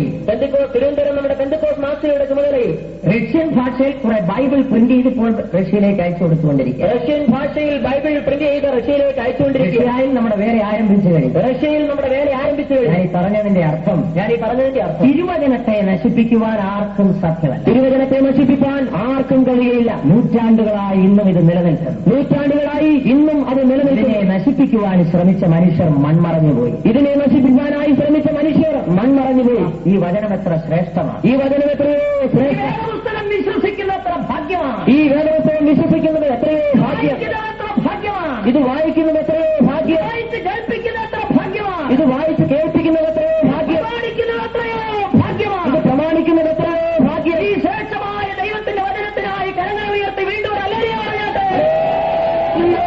ദൈവത്തിന് സ്തോത്രം. ദൈവത്തിന് സ്തോത്രം. ബൈബിളിനെ കുറിച്ച് പറയാനാണെങ്കിൽ ഇനിയുമുണ്ട്. ബൈബിളിനെ കുറിച്ച് പറയാനാണെങ്കിൽ ഇനിയുമുണ്ട്. ദൈവത്തിന് സ്തോത്രം. ദൈവത്തിന് സ്തോത്രം. ബൈബിളിനെ കുറിച്ച് ഇനി അധികം പറഞ്ഞുകൊണ്ടിരിക്കുവാൻ താല്പര്യപ്പെടുന്നില്ല. പ്രധാനമായ വിഷയം കിടക്കുന്നു. ബൈബിളിനെ കുറിച്ച് ഇനി അധികമായി പറയുവാൻ താല്പര്യപ്പെടുന്നില്ല. പ്രധാനമായ വിഷയങ്ങൾ കിടക്കുന്നു. 66 പുസ്തകങ്ങളാണ് സത്യവേദ പുസ്തകത്തിലുള്ളത്. 66 പുസ്തകങ്ങളാണ് സത്യവേദ പുസ്തകത്തിലുള്ള. ആരംഭത്തിൽ പറഞ്ഞല്ലോ ഞങ്ങളുടെ പിൻപിൽ ചാർട്ട് കെട്ടിയിരിക്കുന്നത്. ഞാൻ ആരംഭത്തിൽ പറഞ്ഞല്ലോ പിന്നിൽ ചാർട്ട് കെട്ടിയിരിക്കുന്നു. വേദപുസ്തക സത്യങ്ങളെ 10 യുഗങ്ങളായി തിരിച്ച് ഇതിൽ രേഖപ്പെടുത്തിയിരിക്കുന്നു. വേദപുസ്തക സത്യങ്ങളെ 10 യുഗങ്ങളായി തിരിച്ച് രേഖപ്പെടുത്തിയിരിക്കുന്നു. ഈ ചാർട്ടിലുള്ള വിഷയങ്ങളെല്ലാം വിവരിക്കണമെങ്കിൽ അനേക ദിവസങ്ങൾ വേണം. ഈ ചാർട്ടിലുള്ളതായ വിഷയങ്ങളെല്ലാം വിവരിക്കണമെങ്കിൽ അനേക ദിവസങ്ങൾ. ആരംഭത്തിൽ പറഞ്ഞാൽ 1600 പരം വർഷങ്ങൾ കൊണ്ട് എഴുതിയ സത്യവേദ പുസ്തകത്തെ ഞാൻ ആരംഭത്തിൽ പറഞ്ഞല്ലോ 1600 പരം വർഷങ്ങൾ കൊണ്ട് എഴുതിയതായ സത്യവേദ പുസ്തകം 5 ദിവസം കൊണ്ട് പഠിപ്പിച്ചു തീർക്കാൻ ബുദ്ധിമുട്ടുണ്ട്. 5 ദിവസം കൊണ്ട് പഠിപ്പിച്ചു തീർക്കാൻ ബുദ്ധിമുട്ടുണ്ട്. മാത്രമല്ല ഇത്ര വിശാലമായ ദൈവവചനത്തെ ഒരു ചെറിയ തുണിക്കഷത്തിൽ ഉൾക്കൊള്ളിക്കുവാനും ബുദ്ധിമുട്ടുണ്ട്. മാത്രമല്ല ഇത്ര വിശാലമായ ദൈവത്തിന്റെ വചനത്തെ ഒരു തുണികഷ്ണത്തിൽ ഒതുക്കുവാനും ബുദ്ധിമുട്ടുണ്ട്. അതുകൊണ്ട് അതിന്റേതായ പരിമിതികളെല്ലാം ഇതിലുണ്ട്. അതുകൊണ്ട് അതിന്റേതായ പരിമിതികളൊക്കെ ഇതിലുണ്ട്. ചെറിയ ചെറിയ വിഷയങ്ങൾ മാത്രമേ ഇതിൽ രേഖപ്പെടുത്തിയിട്ടുള്ളൂ. ചെറിയ ചെറിയ വിഷയങ്ങൾ മാത്രമേ ഇതിൽ രേഖപ്പെടുത്തിയിട്ടുള്ളൂ. നിങ്ങൾക്ക് മനസ്സിലാക്കുവാൻ വേണ്ടി മാത്രം രേഖപ്പെടുത്തിയിരിക്കുകയാണ്. നിങ്ങൾക്ക് മനസ്സിലാക്കുവാൻ വേണ്ടി മാത്രം രേഖപ്പെടുത്തിയിരിക്കുക. ദൈവത്തിന് സ്തോത്രം. 10 യുഗങ്ങളായി തിരിച്ച് ഇതിനെ പഠിക്കും. 10 യുഗങ്ങളായിട്ട് തിരിച്ചിതിനെ പഠിക്കാം. വേദപുസ്തകം ആരംഭിക്കുന്നത് ആദിയിൽ ദൈവം ആകാശവും ഭൂമിയും സൃഷ്ടിച്ചു എന്നുള്ള വാക്യത്തോടുകൂടെയാണ്. വേദപുസ്തകം ആരംഭിക്കുന്നത് ആദിയിൽ ദൈവം ആകാശവും ഭൂമിയും സൃഷ്ടിച്ചു എന്ന വാക്യത്തോടുകൂടെയാണ്. ആദിയിൽ ദൈവമുണ്ടായിരുന്നു. ആദിയിൽ ദൈവമുണ്ടായിരുന്നു. അപ്പോൾ ആദി എന്നുള്ള പീരീഡിന് മുമ്പ് ഒരു കാലയളവ് ഉണ്ടായിരുന്നു. അപ്പോൾ ആദി എന്ന പീരീഡിന് മുമ്പിൽ ഒരു കാലമുണ്ടായിരുന്നു. ആ കാലയളവിനെ അനാദികാലം എന്ന് പറയും. ആ കാലയളവിനെ അനാദികാലം എന്ന് പറയും. 90-ാം സങ്കീർത്തനത്തിൽ വായിക്കുന്ന യഹോവേ നീ അനാദിയായും ശാശ്വതമായും ദൈവമാണ്. 90-ാം സങ്കീർത്തനത്തിൽ നാം വായിക്കുന്ന യഹോവേ നീ അനാദിയായും ശാശ്വതമായും ഞങ്ങളുടെ ദൈവമാണ്. ദൈവത്തിന് സ്തോത്രം. ദൈവത്തിന് സ്തോത്രം. എഫേസ്യലേഖനം 3-ാം അധ്യായത്തിൽ നാം വായിക്കുന്നു. എഫേസ്യലേഖനം 3-ാം അധ്യായത്തിൽ നാം വായിക്കുന്നു. അനാദികാലം മുതൽ മറഞ്ഞു കിടന്ന മർമ്മത്തിന്റെ വ്യവസ്ഥ ഇന്നതെന്ന്. അനാദികാലം മുതൽ മറഞ്ഞു കിടന്നതായ മർമ്മത്തിന്റെ വ്യവസ്ഥ ഇന്നതെന്ന്. അനാദികാലം എന്നൊരു കാലമുണ്ടായി. അനാദികാലം എന്നൊരു കാലമുണ്ടായി. പദം കൊണ്ട് തന്നെ വ്യക്തമാണ് അതിന് ആദിയില്ല എന്നുള്ളത്. ആ പദം കൊണ്ട് തന്നെ വ്യക്തമാണ് അതിന് ആദിയില്ല എന്ന്. അനാദികാലത്തിൽ തൃത്വദൈവം വസിച്ചിരുന്നു. അനാദികാലത്തിൽ തൃത്വദൈവം വസിച്ചിരുന്നു. പിതാവ് പുത്രൻ പരിശുദ്ധാത്മാവ്. പിതാവ് പുത്രൻ പരിശുദ്ധാത്മാവ്. ഈ ഭാഗത്ത് അത് രേഖപ്പെടുത്തിയിരിക്കുന്നു. ഈ ചാർട്ടിന്റെ ഈ ഭാഗത്ത് അത് രേഖപ്പെടുത്തിയിരിക്കുന്നു. കാണാൻ കഴിയുമെന്ന് ഞാൻ വിശ്വസിക്കുന്നു. ഇവിടെ ഒരു സൂര്യന്റെ പടം വരച്ചിരിക്കുന്നു. നിങ്ങൾക്കിത് കാണുവാൻ കഴിയുമെന്ന് വിശ്വസിക്കുന്നു. ഒരു സൂര്യന്റെ പടം കാണിച്ചിരിക്കുന്നു. പിതാവായ ദൈവത്തെ കാണിക്കുകയാണ്. അത് പിതാവാം ദൈവത്തെ കാണിക്കുകയാണ്. കുഞ്ഞാടിനെ കാണുന്നു. ഒരു കുഞ്ഞാടിനെ കാണുന്നു. ക്രിസ്തുവിനെ കാണിക്കുന്നു. ലോകത്തിന്റെ പാപം ചുമന്നൊഴിക്കുന്ന ദൈവത്തിന്റെ കുഞ്ഞാട്. അത് ലോകത്തിന്റെ പാപം ചുമന്നിരിക്കുന്നതായ ദൈവത്തിന്റെ കുഞ്ഞാടിനെ കാണിക്കുന്നു. മഹാപുരോഹിതനെ കാണുന്നു. അടുത്തതായി ഒരു മഹാപുരോഹിതനെ കാണുന്നു. തൃത്വത്തിൽ മൂന്നാമനായ പരിശുദ്ധാത്മാവ് മൽക്കീസദേക്ക്. അത് തൃത്വത്തിൽ മൂന്നാമനായ പരിശുദ്ധാത്മാവ് മൽക്കീസദേക്ക്. തൃത്വദൈവത്തെക്കുറിച്ച് തന്നെ വിവരിക്കണമെങ്കിൽ വളരെയധികമുണ്ട്. തൃത്വദൈവത്തെക്കുറിച്ച് തന്നെ വിവരിക്കണമെങ്കിൽ വളരെയധികമുണ്ട്. പിതാവായ ദൈവത്തിന്റെ സ്വഭാവം, പിതാവാം ദൈവത്തിന്റെ സ്വഭാവങ്ങൾ, ക്രിസ്തുവിന്റെ സ്വഭാവം, പുത്രനാം ക്രിസ്തുവിന്റെ സ്വഭാവങ്ങൾ, പരിശുദ്ധാത്മാവിന്റെ ശ്രേഷ്ഠമേറിയ ശുശ്രൂഷ, പരിശുദ്ധാത്മാവിന്റെ ശ്രേഷ്ഠമേറിയ ശുശ്രൂഷകൾ, അനാദിനിത്യയിൽ നടന്ന യാഗം, അനാദി നിത്യതയിൽ നടന്ന യാഗം. മർമ്മപ്രധാനമായ പല വിഷയങ്ങൾ അനാദി യുഗത്തിൽ നിന്ന് പഠിക്കുവാനുണ്ട്, കാലത്തിൽ നിന്ന് പഠിക്കുവാനുണ്ട്. ഇങ്ങനെ മർമ്മപ്രധാനമായ അനേക വിഷയങ്ങൾ അനാദികാലത്ത് നിന്ന് പഠിപ്പാനുണ്ട്. ദൈവത്തിന് സ്തോത്രം. ഒന്നാമത്തെ യുഗമാണ് ദൂതന്മാരുടെ യുഗം. ഒന്നാമത്തെ യുഗമാണ് ദൂതന്മാരുടെ യുഗം. നിത്യതയിൽ വസിച്ചിരുന്ന ദൈവം മനുഷ്യനെ സൃഷ്ടിക്കുവാൻ തീരുമാനിക്കുന്നു. അനാദി നിത്യതയിൽ വസിച്ചിരുന്ന ദൈവം മനുഷ്യനെ സൃഷ്ടിപ്പാൻ തീരുമാനിക്കുന്നു. മനുഷ്യനെ സൃഷ്ടിക്കുവാൻ തീരുമാനിക്കുമ്പോൾ ആദ്യമായിട്ട് മനുഷ്യന് വേണ്ടത് സൃഷ്ടിക്കാൻ തീരുമാനിക്കും. മനുഷ്യനെ സൃഷ്ടിപ്പാൻ തീരുമാനിക്കുന്നതിന് മുമ്പ് മനുഷ്യന് വേണ്ടത് സൃഷ്ടിപ്പാൻ തീരുമാനിക്കുന്നു. ആദ്യമായി ദൈവം സൃഷ്ടിച്ചത് ദൂതന്മാരെയാണ്. ആദ്യമായി ദൈവം സൃഷ്ടിച്ചത് ദൂതന്മാരെയാണ്. ആകാശവും ഭൂമിയും സൃഷ്ടിക്കുന്നതിന് മുമ്പ് തന്നെ ഈ ആകാശവും ഭൂമിയും സൃഷ്ടിക്കുന്നതിന് മുമ്പ് തന്നെ ദൂതന്മാരെ സൃഷ്ടിച്ചിരുന്നു. ദൈവം ദൂതന്മാരെ സൃഷ്ടിച്ചിരുന്നു. ദൂതന്മാർ സൃഷ്ടിക്കപ്പെട്ടത് പൊന്നിനാൽ നവരത്നങ്ങളാൽ അവർ പൊതിയപ്പെട്ടിരുന്നു. ദൂതന്മാർ സൃഷ്ടിക്കപ്പെട്ടത് നവരത്നങ്ങളാലായിരുന്നു. പൊന്നിനാൽ സൃഷ്ടിക്കപ്പെട്ട് നവരത്നങ്ങളാൽ പൊതിയപ്പെട്ടിരുന്നു. പൊന്നിനാൽ സൃഷ്ടിക്കപ്പെട്ട് നവരത്നങ്ങളാൽ പൊതിയപ്പെട്ടിരുന്നു. ദൈവത്തിന് സ്തോത്രം. ദൈവത്തിന് സ്തോത്രം. ദൂതന്മാരെക്കുറിച്ച് വിശേഷമായി പല കാര്യങ്ങൾ പഠിക്കാനുണ്ട്. ദൂതന്മാരെ കുറിച്ച് വിശേഷാൽ അനേക കാര്യങ്ങൾ പഠിപ്പാനുണ്ട്. ദൂതന്മാർ ശക്തരായി. ദൂതന്മാർ ശക്തന്മാരായി. ഒരു ദൂതൻ നിന്നാൽ ഒരു ദൂതന്റെ പ്രകാശം കൊണ്ട് മുഴു ഭൂമിയും പ്രകാശിക്കും. ഒരു ദൂതൻ നിന്നാൽ ആ ദൂതന്റെ പ്രകാശത്താൽ മുഴു ഭൂമിയും പ്രകാശിക്കും.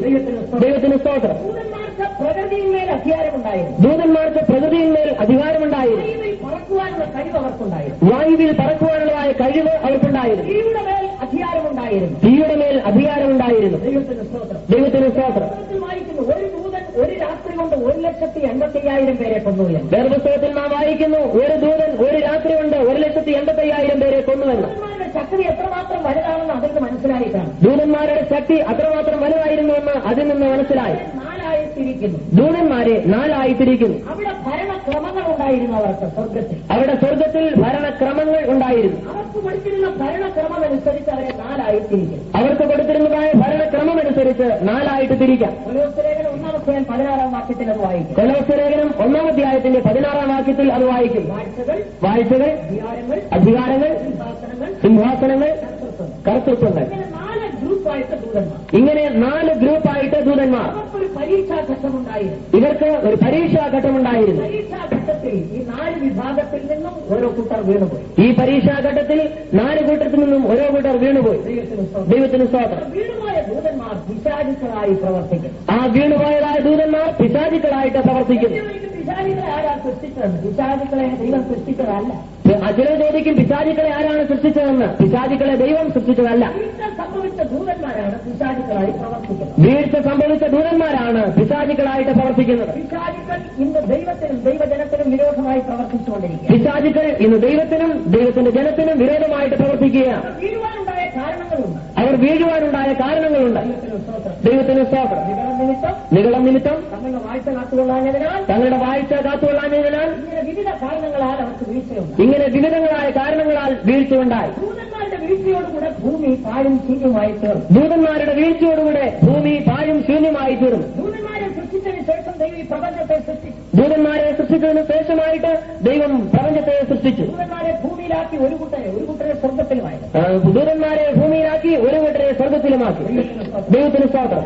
വീഴ്ചയോടുകൂടെ ഭൂമി പാഴും ശൂന്യമായി തീർന്നു. ദൂതന്മാരുടെ വീഴ്ചയോടുകൂടെ ഭൂമി പാഴും ശൂന്യമായി തീർന്നു. ശൂന്യമായ ഭൂമിയെ ദൈവം 6 ദിവസം കൊണ്ട് ഉദ്ധരിക്കുന്നു. പാഴും ശൂന്യമായിരുന്ന ഭൂമിയെ ദൈവം 6 ദിവസം കൊണ്ട് ഉദ്ധരിക്കുന്നു. യുഗമാണ് ദൂതന്മാരുടെ യുഗം. 1-ാമത്തെ യുഗമാണ് ദൂതന്മാരുടെ യുഗം. സൃഷ്ടി മുതൽ വീഴ്ച വരെയുള്ള കാലം. ദൂതന്മാരുടെ സൃഷ്ടിപ്പ് മുതൽ വീഴ്ച വരെയുള്ള കാലം. ദൈവത്തിന് സ്തോത്രം. 6 ദിവസം കൊണ്ട് ഭൂമിയെ ഉദ്ധരിച്ചിട്ട് 6 ദിവസം കൊണ്ട് ഭൂമിയെ ഉദ്ധരിച്ചിട്ട് ദിവസത്തിൽ തന്റെ സാദൃശ്യത്തിൽ സ്വരൂപത്തിൽ മനുഷ്യനെ ഉണ്ടാക്കി മണ്ണുകൊണ്ട്. 6-ാം ദിവസത്തിൽ തന്റെ സാദൃശ്യത്തിൽ സ്വരൂപത്തിൽ മണ്ണുകൊണ്ട് മനുഷ്യനെ ഉണ്ടാക്കി. അവനെ ഏതൻ തോട്ടത്തിലാക്കി. അവനെ ഏതൻ തോട്ടത്തിലാക്കി. ഏതൻ തോട്ടത്തിന്റെ ഒരു ചിത്രം ഈ ഭാഗത്ത് വരച്ചിട്ടുണ്ട്. ഏതൻ തോട്ടത്തിന്റെ ഒരു ചിത്രം ഈ ഭാഗത്ത് വരച്ചിട്ടുണ്ട്. 7 അനുഗ്രഹങ്ങളോടുകൂടെ മനുഷ്യൻ ഏതൻ തോട്ടത്തിൽ ജീവിക്കുന്നു. 7 അനുഗ്രഹങ്ങളോടുകൂടെ മനുഷ്യൻ ഏതൻ തോട്ടത്തിൽ ജീവിക്കുന്നു. വാഴ്ചയെക്കുറിച്ച് പഠിച്ചാൽ അത് വളരെ അനുഗ്രഹമാണ്. ഏതന്യ വാഴ്ചയെക്കുറിച്ച് പഠിച്ചാൽ അത് വളരെ അനുഗ്രഹമാണ്. എന്തായാലും ദീർഘകാലം അവിടെ ജീവിക്കാൻ കഴിഞ്ഞില്ല. എന്തായാലും ദീർഘനാള് അവിടെ ജീവിക്കാൻ കഴിഞ്ഞില്ല. അവിടെ പ്രവേശിക്കുന്നു. സാത്താൻ അവിടെ പ്രവേശിക്കുന്നു. പാമ്പിലൂടെ പ്രവേശിച്ച് മനുഷ്യനെ വീഴ്ത്തുന്നു. പാമ്പിലൂടെ പ്രവേശിച്ച് മനുഷ്യനെ വീഴ്ത്തുന്നു. വൃക്ഷഫലം തിന്നു ലംഘിക്കപ്പെട്ട അല്ലെങ്കിൽ തിന്നണമെന്ന് കൽപ്പിച്ച വൃക്ഷത്തിന്റെ ഫലം മനുഷ്യൻ തിന്നിട്ട് വീഴ്ച ഉണ്ടാകും. തിന്നരുതെന്ന് കൽപ്പിച്ചതായ വൃക്ഷത്തിന്റെ ഫലം തിന്നിട്ട് അവർക്ക് വീഴ്ച സംഭവിച്ചു. ഏതൻ തോട്ടത്തിൽ നിന്ന് മനുഷ്യൻ പുറത്താക്കപ്പെടും. ഏതൻ തോട്ടത്തിൽ നിന്ന് മനുഷ്യൻ പുറത്താക്കപ്പെട്ടു. തോട്ടത്തിൽ നിന്ന് പുറത്താക്കപ്പെട്ട മനുഷ്യൻ ഏതൻ തോട്ടത്തിൽ നിന്ന് പുറത്താക്കപ്പെട്ട മനുഷ്യൻ വ്യക്തമായ പ്രമാണമില്ലാതെ മനസ്സാക്ഷിക്കൊത്തവണ്ണം ദൈവത്തെ തേടുന്നു, ആരാധിക്കുന്നു, അന്വേഷിക്കുന്നു. വ്യക്തമായ പ്രമാണമില്ലാതെ മനസ്സാക്ഷിക്കൊത്തവണ്ണം ദൈവത്തെ തേടുന്നു, അന്വേഷിക്കുന്നു, ആരാധിക്കുന്നു. ദൈവത്തിന് സ്തോത്രം. 3-ാമത്തെ യുഗം മനസ്സാക്ഷി യുഗം. 3-ാമത്തെ യുഗം മനസ്സാക്ഷി യുഗം. മനസ്സാക്ഷി യുഗത്തിൽ ചില പ്രധാന സംഭവങ്ങൾ നടക്കുകയുണ്ട്. മനസ്സാക്ഷി യുഗത്തിൽ ചില പ്രധാന സംഭവങ്ങൾ നടക്കുന്നു. ഒന്ന് ബാബേലിന്റെ പതനം. ബാബേലിന്റെ പതനം.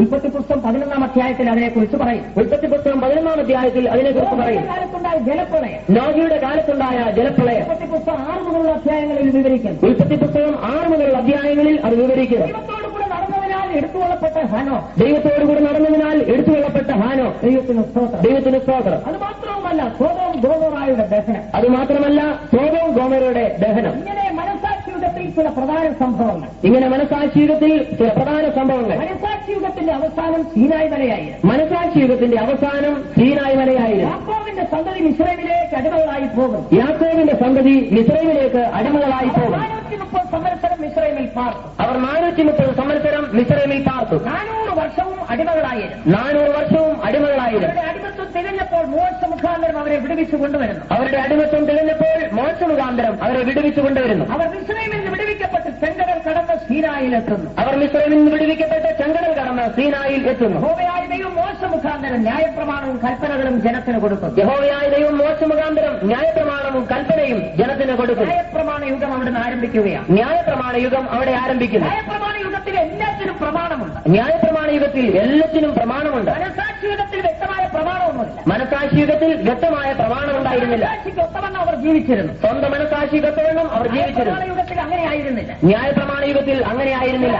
ജനത്തിന് സകലത്തിനും പ്രമാണം കൊടുക്കുന്നു. ഇസ്രായേൽ ജനത്തിന് സകലത്തിനും പ്രമാണം കൊടുത്തു. വസ്ത്രം ധരിക്കാൻ പ്രമാണം, വസ്ത്രം ധരിപ്പാൻ പ്രമാണം. പിൽക്കാലത്ത് കഠിനമായിട്ട് അവർക്ക് തോന്നി. അവർക്ക് മരണഹേതുവായി തീർന്നു, അവർക്ക് ജീവനുണ്ടാക്കിയില്ല. ഈ പ്രമാണം അവർക്ക് മരണഹേതുവായി തീർന്നു, അവർ ജീവനുണ്ടാക്കിയില്ല. അതുകൊണ്ടാണ് ഈ പ്രമാണത്തെ മരണത്തിന്റെ പ്രമാണമെന്നും മരണ ശുശ്രൂഷ എന്നും പറയുന്നത്. അതുകൊണ്ടാണ് ഈ പ്രമാണത്തെ മരണത്തിന്റെ പ്രമാണമെന്നും മരണ ശുശ്രൂഷ എന്നും പറയുന്നത്. മലയിൽ വെച്ച് പ്രമാണം കിട്ടി അന്ന് തൊട്ട് ചാകാൻ തുടങ്ങി. സീനായി മലയിൽ വെച്ച് പ്രമാണം കിട്ടി അന്ന് മുതൽ ചാകുവാൻ തുടങ്ങി. പ്രമാണം വാങ്ങിക്കൊണ്ട് ഇറങ്ങി വന്നപ്പോൾ പ്രമാണത്തിൽ ഒന്നാമത് എഴുതിയിരിക്കുകയാണ്, ഞാനല്ലാതെ അന്യദൈവങ്ങൾ ഉണ്ടാകരുത്. മോശ പ്രമാണവുമായി സീനായി മലയിൽ നിന്ന് ഇറങ്ങി വന്നപ്പോൾ പ്രമാണത്തിൽ ഒന്നാമത് എഴുതിയിരിക്കുകയാണ്, ഞാനല്ലാതെ അന്യദൈവങ്ങൾ നിങ്ങൾക്കുണ്ടാകരുത്. അന്യദൈവങ്ങൾ ഉണ്ടാകരുത്. ഞാനല്ലാതെ അന്യദൈവങ്ങൾ ഉണ്ടാകരുത്. പ്രമാണവുമായിട്ട് ഇറങ്ങി വന്ന മോശ കണ്ടത് ഒന്നാമത്തെ തന്നെ ഉടച്ചിരിക്കുകയാണ്. പ്രമാണമായിട്ട് ഇറങ്ങി വന്നതായ മോശ കണ്ടത് ഒന്നാമത് തന്നെ ജനം ഉടച്ചിരിക്കുകയാണ്. കാളക്കുട്ടിയെ വാർത്തുണ്ടാക്കി ആരാധിക്കും. ഇസ്രായേൽ ജനം കാളക്കുട്ടിയെ വാർത്തുണ്ടാക്കി ആരാധിക്കും. മോശയ്ക്ക് കോപം സഹിക്കാതെ കൽപ്പലക പർവ്വതത്തിന്റെ അടിവാരത്തിൽ എറിഞ്ഞുടച്ചു. മോശയ്ക്ക് കോപം സഹിക്കുവാൻ കഴിയാതെ കൽപ്പലക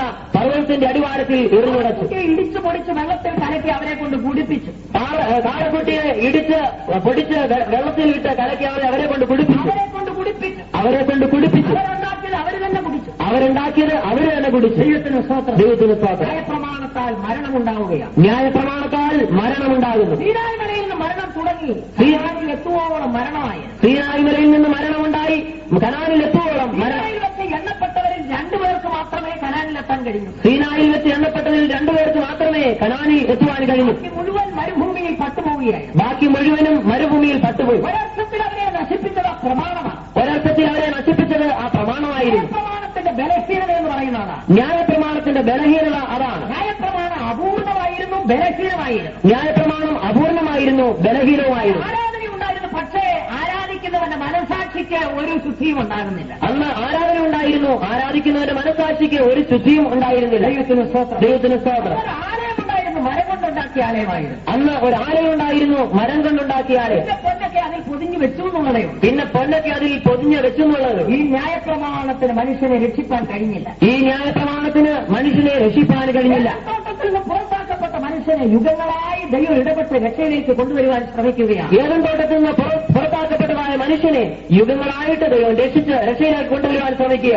രക്ഷയിലേക്ക് കൊണ്ടുവരുവാൻ ശ്രമിക്കുക. ഇടപെട്ട് രക്ഷയിലേക്ക് കൊണ്ടുവരുവാൻ ശ്രമിക്കുന്നു. ന്യായപ്രമാണ യുഗത്തിന്റെ അവസാനത്തെ കന്നിയാണ് യോഹന്നാൻ. ന്യായപ്രമാണ യുഗത്തിന്റെ അവസാനത്തെ കന്നിയാണ് യോഹന്നാൻ. ദൈവത്തിന് സ്തോത്രം. ദൈവത്തിന് സ്തോത്രം. കർത്താവായ യേശുവും അത് തന്നെ പറയുന്നു. കർത്താവായ യേശുവും അത് തന്നെ പറയുന്നു. നാലാമത്തെ യുഗമായ ന്യായപ്രമാണ യുഗം യോഹന്നാനോടുകൂടെ അവസാനിക്കും. നാലാമത്തെ യുഗമായ ന്യായപ്രമാണ യുഗം യോഹന്നാനോടുകൂടെ അവസാനിക്കുന്നു. അഞ്ചാമത്തെ യുഗമാണ് സങ്കലന യുഗം. അഞ്ചാമത്തെ യുഗമാണ് സങ്കലന യുഗം. യോഹന്നാനും യേശുവും കൂടെ ചേർന്ന് പ്രവർത്തിച്ച കാലം. യോഹന്നാനും യേശുവും കൂടെ ചേർന്ന് പ്രവർത്തിച്ച കാലം. കൃപയുടെ പ്രമാണവും ന്യായപ്രമാണവും ഒരുമിച്ച് ഈ ഭൂമിയിലായിരുന്ന കാലം. കൃപയുടെ പ്രമാണവും ന്യായപ്രമാണവും ഒരുമിച്ച് ഭൂമിയിലായിരുന്ന കാലം. സങ്കലന യുഗത്തിന്റെ അവസാനത്തിങ്കിൽ സങ്കലന യുഗത്തിന്റെ അവസാനത്തിൽ കർത്താവായ യേശുക്രിസ്തു മനുഷ്യവർഗത്തിന് വേണ്ടി കാൽവരിയിൽ മരിക്കും. കർത്താവായ യേശുക്രിസ്തു മനുഷ്യവർഗത്തിന്റെ രക്ഷയ്ക്കായി കാൽവരിയിൽ മരിക്കും. അവൻ അടക്കം ചെയ്യപ്പെടുന്നു, മൂന്നാം നാൾ ഉയർത്തെഴുന്നേൽക്കും. അവൻ അടക്കം ചെയ്യപ്പെടുന്നു, മൂന്നാം നാൾ ഉയർത്തെഴുന്നേൽക്കും. 40 ദിവസം ശിഷ്യന്മാർക്ക് പ്രത്യക്ഷനായി സ്വർഗത്തിലേക്ക് എടുത്തുകൊള്ളപ്പെടുക. 40 ദിവസം ശിഷ്യന്മാർക്ക് പ്രത്യക്ഷപ്പെട്ടിട്ട് സ്വർഗത്തിലേക്ക് എടുക്കപ്പെടുന്നു. സങ്കലന യുഗം അവസാനിക്കുന്ന പരിശുദ്ധാത്മ പകർച്ചയോടുകൂടെയാണ്. സങ്കലന യുഗം അവസാനിക്കുന്നത് പരിശുദ്ധാത്മാവിന്റെ പകർച്ചയോടുകൂടെ. വലത്തുഭാഗത്തേക്ക് ആരോഹണം ചെയ്യപ്പെട്ട പുത്രൻ,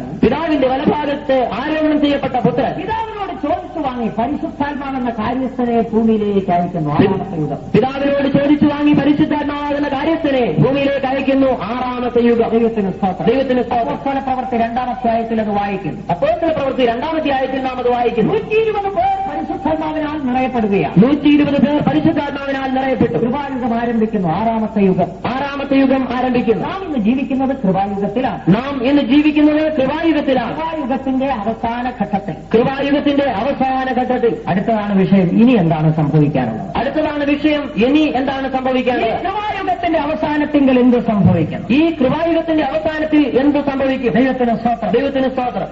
വളരെ പ്രാധാന്യമർഹിക്കുന്ന ആഗോള വ്യാപകമായ ഒരു സംഭവം നടക്കാൻ പോവുകയാണ്. വളരെ പ്രാധാന്യം അർഹിക്കുന്നതായ ആഗോള വ്യാപകമായ ഒരു സംഭവം നടക്കുവാൻ പോകും. അത് കർത്താവായ യേശുക്രിസ്തുവിന്റെ വീണ്ടും വരവാണ്. അത് നമ്മുടെ കർത്താവായ യേശുക്രിസ്തുവിന്റെ വീണ്ടും വരവ്. കയറി വരിക, മേലാൽ സംഭവിക്കാനുള്ളത് ഞാൻ നിനക്ക് കാണിച്ചു തരാം. ഇവിടെ കയറി വരിക, മേലാൽ സംഭവിക്കാനുള്ളത് ഞാൻ നിനക്ക് കാണിച്ചു തരാം. യേശുവിന്റെ വീണ്ടും വരവ്. യേശുവിന്റെ വീണ്ടും വരവ്. ദൈവത്തിന് സ്തോത്രം. ദൈവത്തിന് സ്തോത്രം. യേശുവിന്റെ വീണ്ടും വരവിനെ കുറിച്ച് പറയുമ്പോൾ ചിലരെ പരിഹസിക്കാറുണ്ട്. യേശുവിന്റെ വീണ്ടും വരവിനെ കുറിച്ച് പറയുമ്പോൾ ചിലർ പരിഹസിക്കാറുണ്ട്. ഇത് 2000 വർഷത്തോളമായി ഞങ്ങൾ കേൾക്കാൻ തുടങ്ങിയിട്ട്. ഇത് 2000 വർഷത്തോളമായിട്ട് ഞങ്ങൾ കേൾക്കുവാൻ തുടങ്ങി. ഇതുവരെയും വന്നില്ലല്ലോ, ഇനി എന്നാ വരാൻ പോകുന്നത്? ഇതുവരെയും വന്നില്ലല്ലോ, ഇനി എന്നാണ് വരുന്നത്? ദൈവമക്കളുടെ പോലും പ്രത്യാശ കുറഞ്ഞിരിക്കുന്ന ഒരു കാലഘട്ടമാണിപ്പോൾ. ദൈവമക്കളുടെ പോലും പ്രത്യാശ കുറഞ്ഞിരിക്കുന്ന ഒരു കാലമാണിത്. ദൈവത്തിന് ദൈവത്തിന് സ്തോത്രം. കർത്താവ് വരുന്നു വരുന്നു വരുന്നു എന്ന് പറഞ്ഞിട്ട് ഇതുവരെ വന്നില്ല, ഇനി എന്നാണോ വരാൻ പോകുന്നത്? കർത്താവ് വരുന്നു വരുന്നു എന്ന് പറഞ്ഞിട്ട് ഇതുവരെ വന്നില്ലല്ലോ, ഇനി എന്നാണ് വരുന്നത്? അതുകൊണ്ട് പല വണ്ടികളും ഇപ്പോൾ കണ്ടീഷൻ തെറ്റിക്കിടക്കുകയാണ്. പല വണ്ടികളും അതുകൊണ്ട് ഇന്ന് പല വണ്ടികളും കണ്ടീഷൻ തെറ്റിക്കിടക്കുകയാണ്. ഒരു ഫയർ എഞ്ചിൻ ഡ്രൈവറിന്റെ കഥ,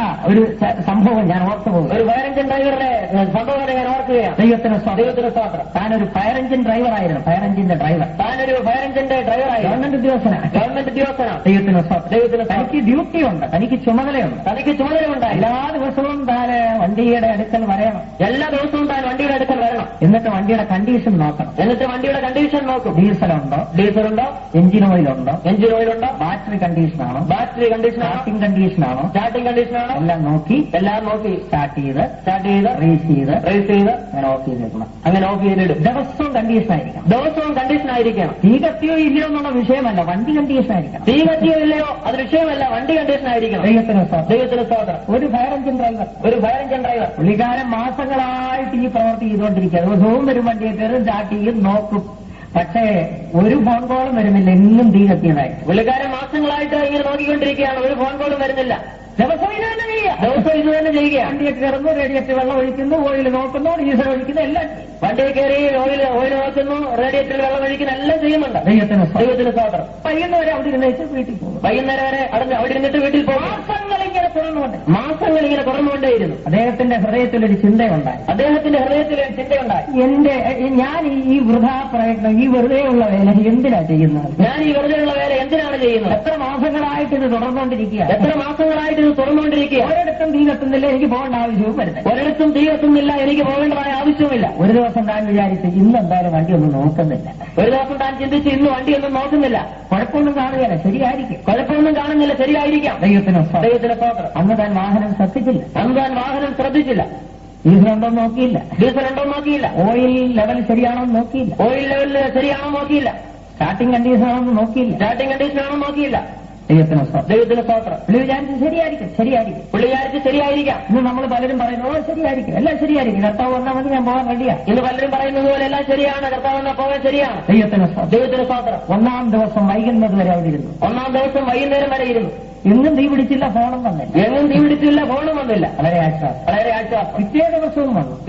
അപ്പൊ ഇന്നലെ എങ്ങും തീ പിടുത്തം ഉണ്ടായില്ലല്ലോ, ഇന്നും ഒന്നും ഉണ്ടാകാൻ പോകും. ഇന്നും ഉണ്ടാകത്തില്ല. ദൈവത്തിന് സ്തോത്രം. അന്നും താൻ തന്റെ വാഹനത്തെ ശ്രദ്ധിച്ചില്ല. രണ്ടാം ദിവസവും അങ്ങനെ തള്ളി. മൂന്നാം ദിവസവും അങ്ങനെ തള്ളി. ഒരാഴ്ച തള്ളി. രണ്ടാഴ്ചയായി. മൂന്നാഴ്ചയായി. ഒരു മാസമായി. ടാങ്കിൽ ഡീസൽ വറ്റി തുടങ്ങി. എഞ്ചിനകത്ത് ഓയിൽ കുറഞ്ഞു തുടങ്ങി. ബാറ്ററിയുടെ ചാർജ് കുറഞ്ഞു തുടങ്ങി. ഈ ഡ്രൈവർ ഉദാസീനമായി ഇങ്ങനെ നടന്നു നീങ്ങി തുടങ്ങി. ഒരു മാസമായി, 2 മാസമായി. വണ്ടി തുരുമ്പിക്കാൻ തുടങ്ങി. അപ്രതീക്ഷിതമായ ഒരു ഫോൺ കോൾ ഇന്നടുത്ത് തീ പിടിച്ചിരിക്കുന്നു. വിളിച്ചു പറയാൻ ഉടൻ വണ്ടിയുമായി പോയിക്കൊള്ളുക. വിളിച്ചു പറയുകയാണ്, ഉടൻ വണ്ടിയുമായി പോവുക. ഡ്രൈവർ ചാവിയുമായിട്ട് ഓടിക്കയറി വണ്ടിയിലേക്ക് ഡ്രൈവർ ചാവിയുമായിട്ട് ഓടിക്കയറി. തീ അങ്ങോട്ടിട്ട് തിരിച്ചു. ഇരിക്കുന്നതല്ലാതെ വണ്ടി സ്റ്റാർട്ടാകുന്നില്ല. ഇങ്ങനെ മൂടുന്നതല്ലാതെ വണ്ടി സ്റ്റാർട്ട് ചെയ്യുന്നില്ല. ദൈവത്തിന് സ്തോത്രം. ഇന്ന് പല വിശ്വാസികളുടെയും കണ്ടീഷൻ ഇതാണ്. ഇതുപോലെയാണ്. ഡീസൽ നോക്കിയിട്ട് നാളുകൾ പലത് കഴിഞ്ഞു. എഞ്ചിൻ കണ്ടീഷൻ നോക്കിയിട്ട് നാള് പലത് കഴിഞ്ഞു. ബാറ്ററിയുടെ ചാർജ് കുറഞ്ഞു വരുന്നു. വരികയാണ്. മുമ്പായിരുന്നെങ്കിൽ കിക്ക് ചെയ്താൽ ഉടൻ സ്റ്റാർട്ടാകുമായിരുന്നു. മുമ്പായിരുന്നെങ്കിൽ കിക്ക് ചെയ്താൽ ഉടൻ സിസ്റ്റം തിരിച്ചാൽ മതി, ഉടൻ സ്റ്റാർട്ട് ചെയ്യുമായിരുന്നു. ദൈവത്തിന് സ്തോത്രം. ഇന്ന് 9 പാട്ട് പാടിയിട്ട് ഒന്ന് അരങ്ങണമല്ലോ. ഇന്ന് 9 പാട്ട് പാടിയിട്ട് ചിലർ അനങ്ങണമല്ലോ. ദൈവത്തിന് സ്തോത്രം. എന്ന് പറഞ്ഞാൽ ബാറ്ററി കണ്ടീഷൻ ഡൗൺ ആയി എന്നാണ്. ദൈവത്തിന് സ്തോത്രം. ഞാൻ എത്ര നാളുകൊണ്ട് കേൾക്കുന്നു കർത്താവ് വരുന്നു കർത്താവ് വരുന്നു. കണ്ടീഷൻ ഇങ്ങനൊന്നും അല്ലായിരുന്നു. മുമ്പ് കണ്ടീഷൻ ഇങ്ങനായിരുന്നില്ല. ആരാധനയ്ക്ക് വരുമ്പോൾ ഹോളിലേക്ക് കയറുമ്പോൾ തന്നെ ആത്മനിറവിലായിരുന്നു. ആരാധനയ്ക്ക് വരുമ്പോൾ ഹോളിലേക്ക് കടക്കുമ്പോൾ തന്നെ ആത്മനിറവിലായിരുന്നു. അന്യഭാഷ പറഞ്ഞുകൊണ്ടാണ് ഹോളിലേക്ക് കയറിയിരുന്നത്. ദൈവത്തിന് സ്തോത്രം. ഇപ്പോൾ 9 പാട്ട് പാടിയിട്ട് ചലനമില്ല. ഇപ്പോൾ 9 പാട്ട് പാടിയിട്ടും ചലനമില്ല. റമ്മടിച്ച് തോല് പൊട്ടിയിട്ടും ചലനമില്ല. വണ്ടി കണ്ടീഷനാക്കിയിട്ടുള്ള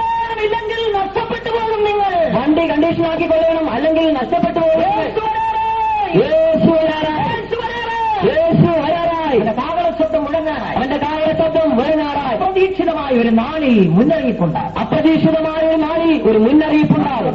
ശബ്ദം, കാഹളത്തിന്റെ ശബ്ദം. ദൈവത്തിന് സ്തോത്രം. ദൈവത്തിന് സ്തോത്രം. യേശു വരാറായി. യേശു വരാറായി. ദൈവമക്കൾ എല്ലാവരും ഉണരേണ്ടുന്ന കാലയളവാണ്. ദൈവമക്കളെ ഉണരേണ്ട കാലയളവ്. ദൈവത്തിന് സ്തോത്രം. ദൈവത്തിന് സ്തോത്രം. അഭിഷേകത്തെ പുതുപ്പിക്കണം. നിങ്ങളുടെ അഭിഷേകത്തെ വിളിയെയും തിരഞ്ഞെടുപ്പിനെ ഉറപ്പാക്കണം. വിളിയെയും തിരഞ്ഞെടുപ്പിനെ ജീവിതത്തെ പരിശുദ്ധപ്പെടുത്തിക്കൊള്ളാൻ. ജീവിതത്തെ പരിശുദ്ധപ്പെടുത്തിക്കൊള്ളാൻ അറിഞ്ഞുകൂടാ. പാവം ധരിക്കുന്നത് എപ്പോഴൊന്നും അറിഞ്ഞുകൂടാ. സകല ഭാരവും മുറുകെ പറ്റുന്ന പാപവും വിട്ടുകൊണ്ട് ഓട്ടം ഓടുവീ. സകല ഭാരവും മുറുകെ പറ്റുന്ന പാപവും വിട്ടുകൊണ്ട് ഓട്ടം ഓടുവീ. ദൈവത്തിന് സ്തോത്രം. ദൈവത്തിന് സ്തോത്രം. അനാവശ്യമായ ഭാരങ്ങളൊന്നും ശരീരത്തിൽ ചുമലിലേക്കാതെ, അനാവശ്യമായ ഭാരമൊന്നും ശരീരത്തിൽ ഏൽക്കാതെ, ചുമലിലേൽക്കാതെ ഇതെല്ലാം ചുമന്നുകൊണ്ട് മുകളിലോട്ട് പോകാൻ സാധ്യമല്ല. ഇതെല്ലാം ചുമന്നുകൊണ്ട് മുകളിലേക്ക് പോകുവാൻ കഴിയുകയില്ല. ദൈവത്തിന് സ്തോത്രം. ദൈവത്തിന് സ്തോത്രം. ആവശ്യമില്ലാത്തതൊക്കെ പുറത്ത് കളയാം. ആവശ്യമില്ലാത്തതൊക്കെയും പുറത്ത് കളയാം. ഈ യാത്ര സുഗമമാകുക.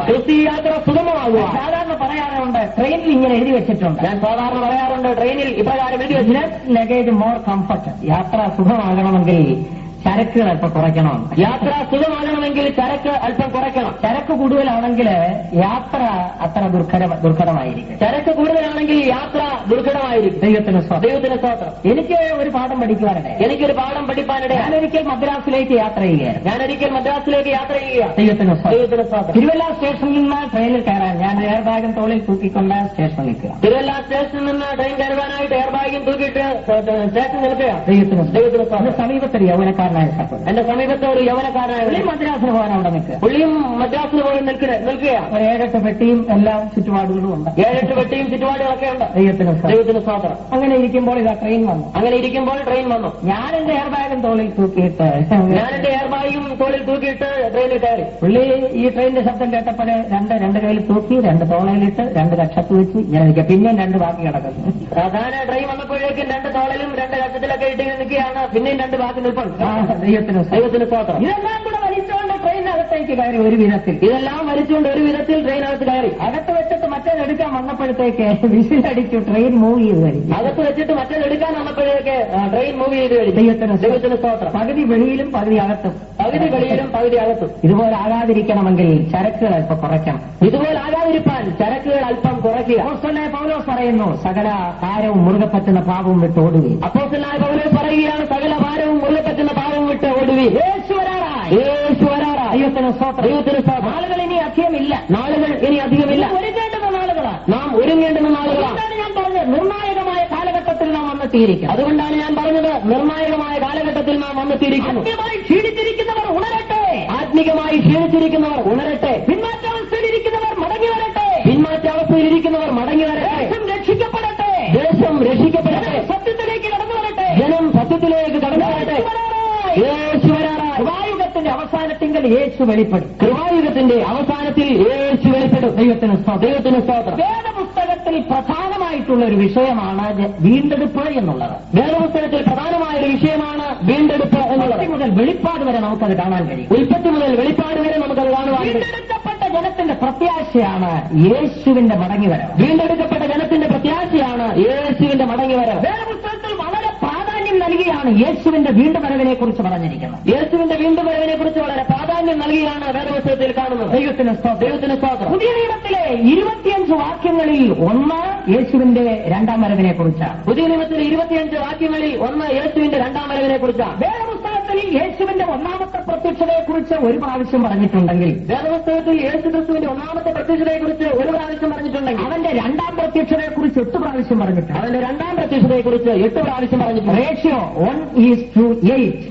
ദൈവത്തിന് സ്തോത്രം. റേഷ്യോ അനുപാതം 50 പരം പ്രാവശ്യം വരവിന് വേണ്ടി ഒരുങ്ങിയിരിക്കണമെന്ന് പറഞ്ഞിരിക്കുന്നു. പുതിയ നിയമത്തിൽ 260 അധ്യായങ്ങളിൽ 318 പ്രാവശ്യം യേശുവിന്റെ വീണ്ടും വരവിനെ കുറിച്ച് പറഞ്ഞിട്ടുണ്ട്. പുതിയ നിയമത്തിൽ 260 അധ്യായങ്ങളിൽ 318 പ്രാവശ്യം യേശുവിന്റെ വീണ്ടും വരവിനെ കുറിച്ച് പറഞ്ഞിരിക്കുന്നു. പുതിയ നിയമത്തിൽ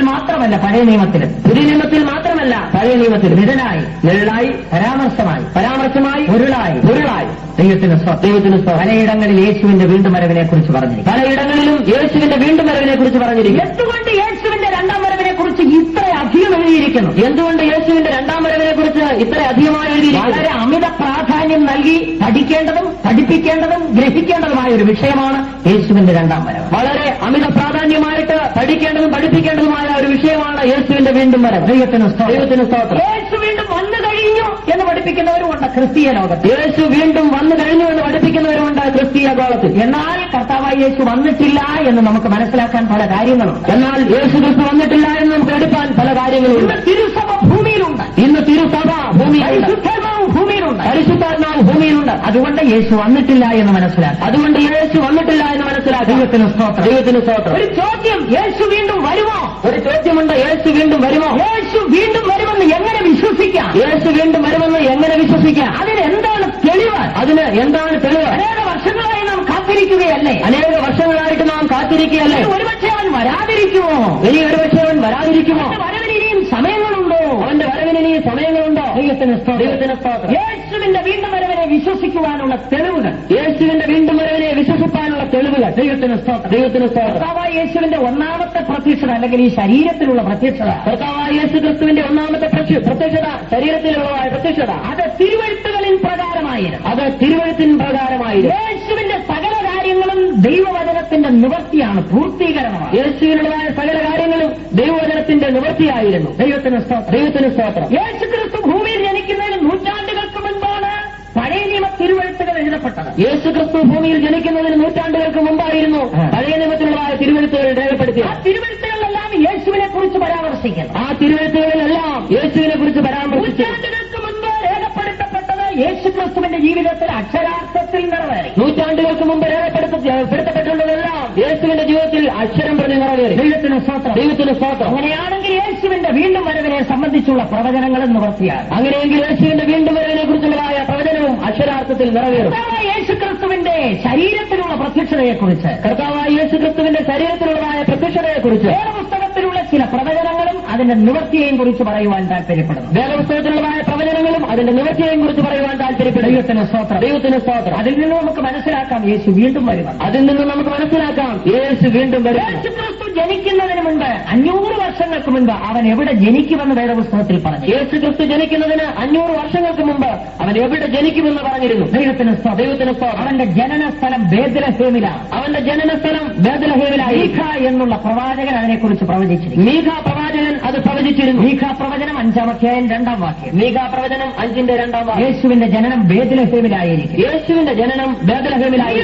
ബേത്ലഹേം എഫ്രാത്തേ, നീയോ ബേത്ലഹേം എഫ്രാത്തേ, യഹൂദാ സഹസ്രങ്ങളിൽ നീ ചെറുതായിരുന്നാൽ, യഹൂദാ സഹസ്രങ്ങളിൽ നീ ചെറുതായിരുന്നാൽ, എന്റെ ജനത്തിന് തലവനായിരിക്കേണ്ടവൻ നിന്നിൽ നിന്ന് ഉത്ഭവിച്ചു. എന്റെ ജനത്തിന് തലവനായിരിക്കേണ്ടവൻ നിന്നിൽ നിന്ന് ഉത്ഭവിച്ചു. ക്രിസ്തുവിന് മുൻപ് 710 വർഷങ്ങൾക്ക് മുൻപുണ്ടായ പ്രവചനമാണ്. ക്രിസ്തുവിന് 710 വർഷങ്ങൾക്ക് മുമ്പുണ്ടായ 710 മീഖ എന്നുള്ള പ്രവാചകൻ പ്രവചിക്കും. BC 710 മീഖ പ്രവാചകൻ പ്രവചിച്ചു. യേശു ബേത്ലഹേമിൽ പിറക്കുമെന്ന്. യേശു ബേത്ലഹേമിൽ പിറക്കുമെന്ന്. അത് നിവർത്തിയായി മത്തായി 2:1 വായിക്കണം. അത് മത്തായി 2:1 നിവർത്തിയായതായി നാം വായിക്കും. 710 വർഷങ്ങൾക്ക് മുൻപ് പ്രവചിച്ചതുപോലെ യേശു ബേത്ലഹേമിൽ തന്നെ പിറന്നു. 710 വർഷങ്ങൾക്ക് മുമ്പ് പ്രവചിച്ചതുപോലെ തന്നെ യേശു ബേത്ലഹേമിൽ പിറന്നു. യേശു എപ്പോൾ ജനിക്കുമെന്നൊരു കാലഘട്ടത്തെക്കുറിച്ചും വേദപുസ്തകത്തിൽ പഴയ നിയമത്തിൽ പറയുന്നുണ്ട്. യേശു എപ്പോൾ ജനിക്കുമെന്ന കാലഘട്ടത്തെക്കുറിച്ച് പഴയ നിയമത്തിൽ വേദപുസ്തകത്തിൽ പറഞ്ഞിരിക്കുന്നു. ഇസ്രായേൽ ജനം ഒരു മശിഹായ്ക്ക് വേണ്ടി കാത്തിരിക്കുകയാണ്. ഇസ്രായേൽ ജനം ഒരു മശിഹായ്ക്ക് വേണ്ടി കാത്തിരിക്കുക. അവരിങ്ങനെ ആകാംക്ഷയോടെ നോക്കുക, ഈ മശിഹ എപ്പോഴാണ് വരുന്നത്? അവരിങ്ങനെ കാത്തിരിക്കുകയാണ്, ഈ മശിഹ എപ്പോഴാണ് വരുന്നത്. ഈ മശിഹ വെളിപ്പെടുന്ന കാലഘട്ടത്തെക്കുറിച്ച് ദാനിയേൽ പ്രവചനത്തിൽ വായിക്കും. ഈ മശിഹ വെളിപ്പെടുന്ന കാലഘട്ടത്തെക്കുറിച്ച് ദാനിയേൽ പ്രവചനത്തിൽ വായിക്കും. ദാനിയേൽ പ്രവചനം 9-ാം അധ്യായത്തിന്. ദാനിയേൽ പ്രവചനം 9-ാം അധ്യായം. BC 538 പ്രവചനമാണ്. BC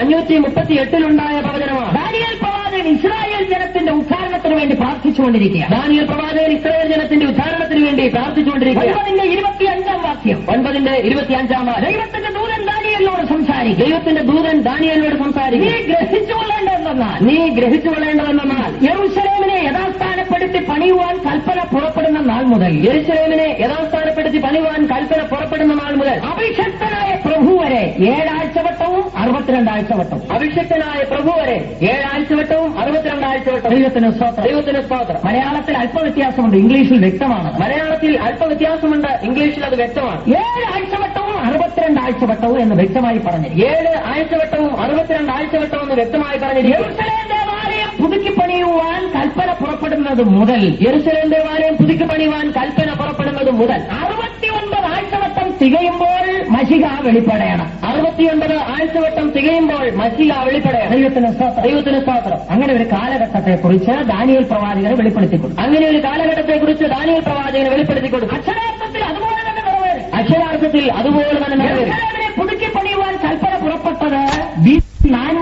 445 മാർച്ച് മാസം 14 തീയതിയായി. BC 445 മാർച്ച് മാസം 14 നെഹമ്യാവിന്റെ പുസ്തകം 2-ാം അധ്യായം 1 മുതൽ 18 വരെയുള്ള വാക്യങ്ങൾ അതിന്റെ പശ്ചാത്തലം കാണാം. നെഹമ്യാവ് 2:1 മുതൽ 18 വരെയുള്ളതായ ഭാഗത്ത് അതിന്റെ പശ്ചാത്തലം കാണാം. അർത്ഥശിഷ്ട രാജാവ് കൽപ്പന പുറപ്പെടുവിക്കും. അർത്ഥശിഷ്ട രാജാവ് കൽപ്പന പുറപ്പെടുവിക്കും. BC 445 മാർച്ച് മാസം 14 തീയതി. BC 445 മാർച്ച് മാസം 14 ആലയം പുതുക്കി പണിയുവാൻ കൽപ്പന പുറപ്പെടുന്ന നാൾ മുതൽ ആലയം പുതുക്കി പണിയുവാൻ കൽപ്പന പുറപ്പെടുന്ന നാൾ മുതൽ 69 ആഴ്ചവട്ടം. 69 ആഴ്ചവട്ടം. ഇസ്രായേലിനെ സംബന്ധിച്ച് ഒരാഴ്ചവട്ടം എന്ന് പറയുന്നത് 7 വർഷമാണ്. ഇസ്രായേലിനെ സംബന്ധിച്ച് ഒരാഴ്ചവട്ടം എന്ന് പറയുന്നത് 7 വർഷം. അങ്ങനെയാണെങ്കിൽ 69 ആഴ്ചവട്ടം എന്ന് പറയുന്നത് 483 വർഷങ്ങളാണ്. അങ്ങനെയെങ്കിൽ 69 ആഴ്ചവട്ടം എന്ന് പറയുന്നത് 483 വർഷങ്ങളാണ്. ദൈവത്തിന് സ്തോത്രം. ദൈവത്തിന് സ്തോത്രം. BC 445 മാർച്ച് 14 തീയതി ആലയം പുതുക്കി പണിയുവാൻ, യെരൂശലേം പുതുക്കി പണിയുവാൻ കൽപ്പന പുറപ്പെട്ടു. BC 445 March 14. BC 445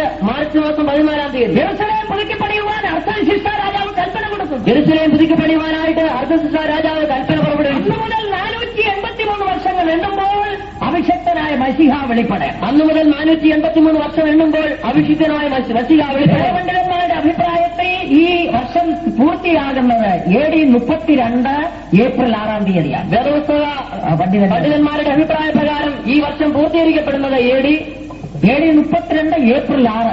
AD 32 April 6. ദൈവത്തിന് സ്തോത്രം. ഈ AD 32 ഏപ്രിൽ 6 തീയതിയാണ് നമ്മുടെ കർത്താവ് കഴുതപ്പുറത്ത് കയറി യെരൂശലേമിലേക്ക് പോയത്. ഈ AD 32 ഏപ്രിൽ 6 വേദപുസ്തകമായ യേശുക്രിസ്തു കഴുതപ്പുറത്ത് യെരൂശലേമിലേക്ക് പോകുന്നത്. ദൈവത്തിന് സ്തോത്രം. ദൈവത്തിന് സ്തോത്രം. അഭിഷക്തനായ പ്രഭു വെളിപ്പെടുന്ന കാലഘട്ടം. അഭിഷിക്തനായ പ്രഭു വെളിപ്പെടുന്ന കാലഘട്ടം. വേദപുസ്തകം എത്ര സത്യമാണ്. വേദപുസ്തകം എത്രയോ സത്യമാണ്. തിരുവഴുത്തുകൾ എത്രയോ സത്യമാണ്. തിരുവഴുത്തുകൾ എത്രയോ സത്യമാണ്. വള്ളിക്കോ പുള്ളിക്കോ ഭേദം വരികയില്ല. അതിന്റെ വള്ളിക്കോ പുള്ളിക്കോ മാറ്റം വരികയില്ല. അവൻ ജനിക്കേണ്ടുന്ന സമയത്തെക്കുറിച്ച് ജനിക്കുന്നതിന് 100 വർഷങ്ങൾക്ക് മുമ്പേ പറഞ്ഞിരിക്കുന്നു. അവൻ ജനിക്കേണ്ട സമയത്തെക്കുറിച്ച് ജനിക്കേണ്ടതിന് 100 വർഷങ്ങൾക്ക് മുമ്പേ 100 വർഷങ്ങൾക്ക് മുമ്പേ BC 583 പ്രവചനം. BC 583 പ്രവചനം അക്ഷരാർത്ഥത്തിൽ നിറവേറി പ്രിയമാരെ. അക്ഷരാർത്ഥത്തിൽ തന്നെ നിറവേറി. ദൈവത്തിന് ദൈവത്തിന് സ്തോത്രം. മൂന്നാമതായിട്ട് യേശുവിന്റെ കന്യകാജനനത്തെക്കുറിച്ച്. മൂന്നാമതായി യേശുവിന്റെ കന്യകാജനനം. യെശയ്യാ പ്രവചനം 7:14 വായിക്കുന്നു. യെശയ്യാ പ്രവചനം 7:14 നാം വായിക്കുന്നു. കന്യക ഗർഭിണിയായ ഒരു മകനെ പ്രസവിക്കും. കന്യക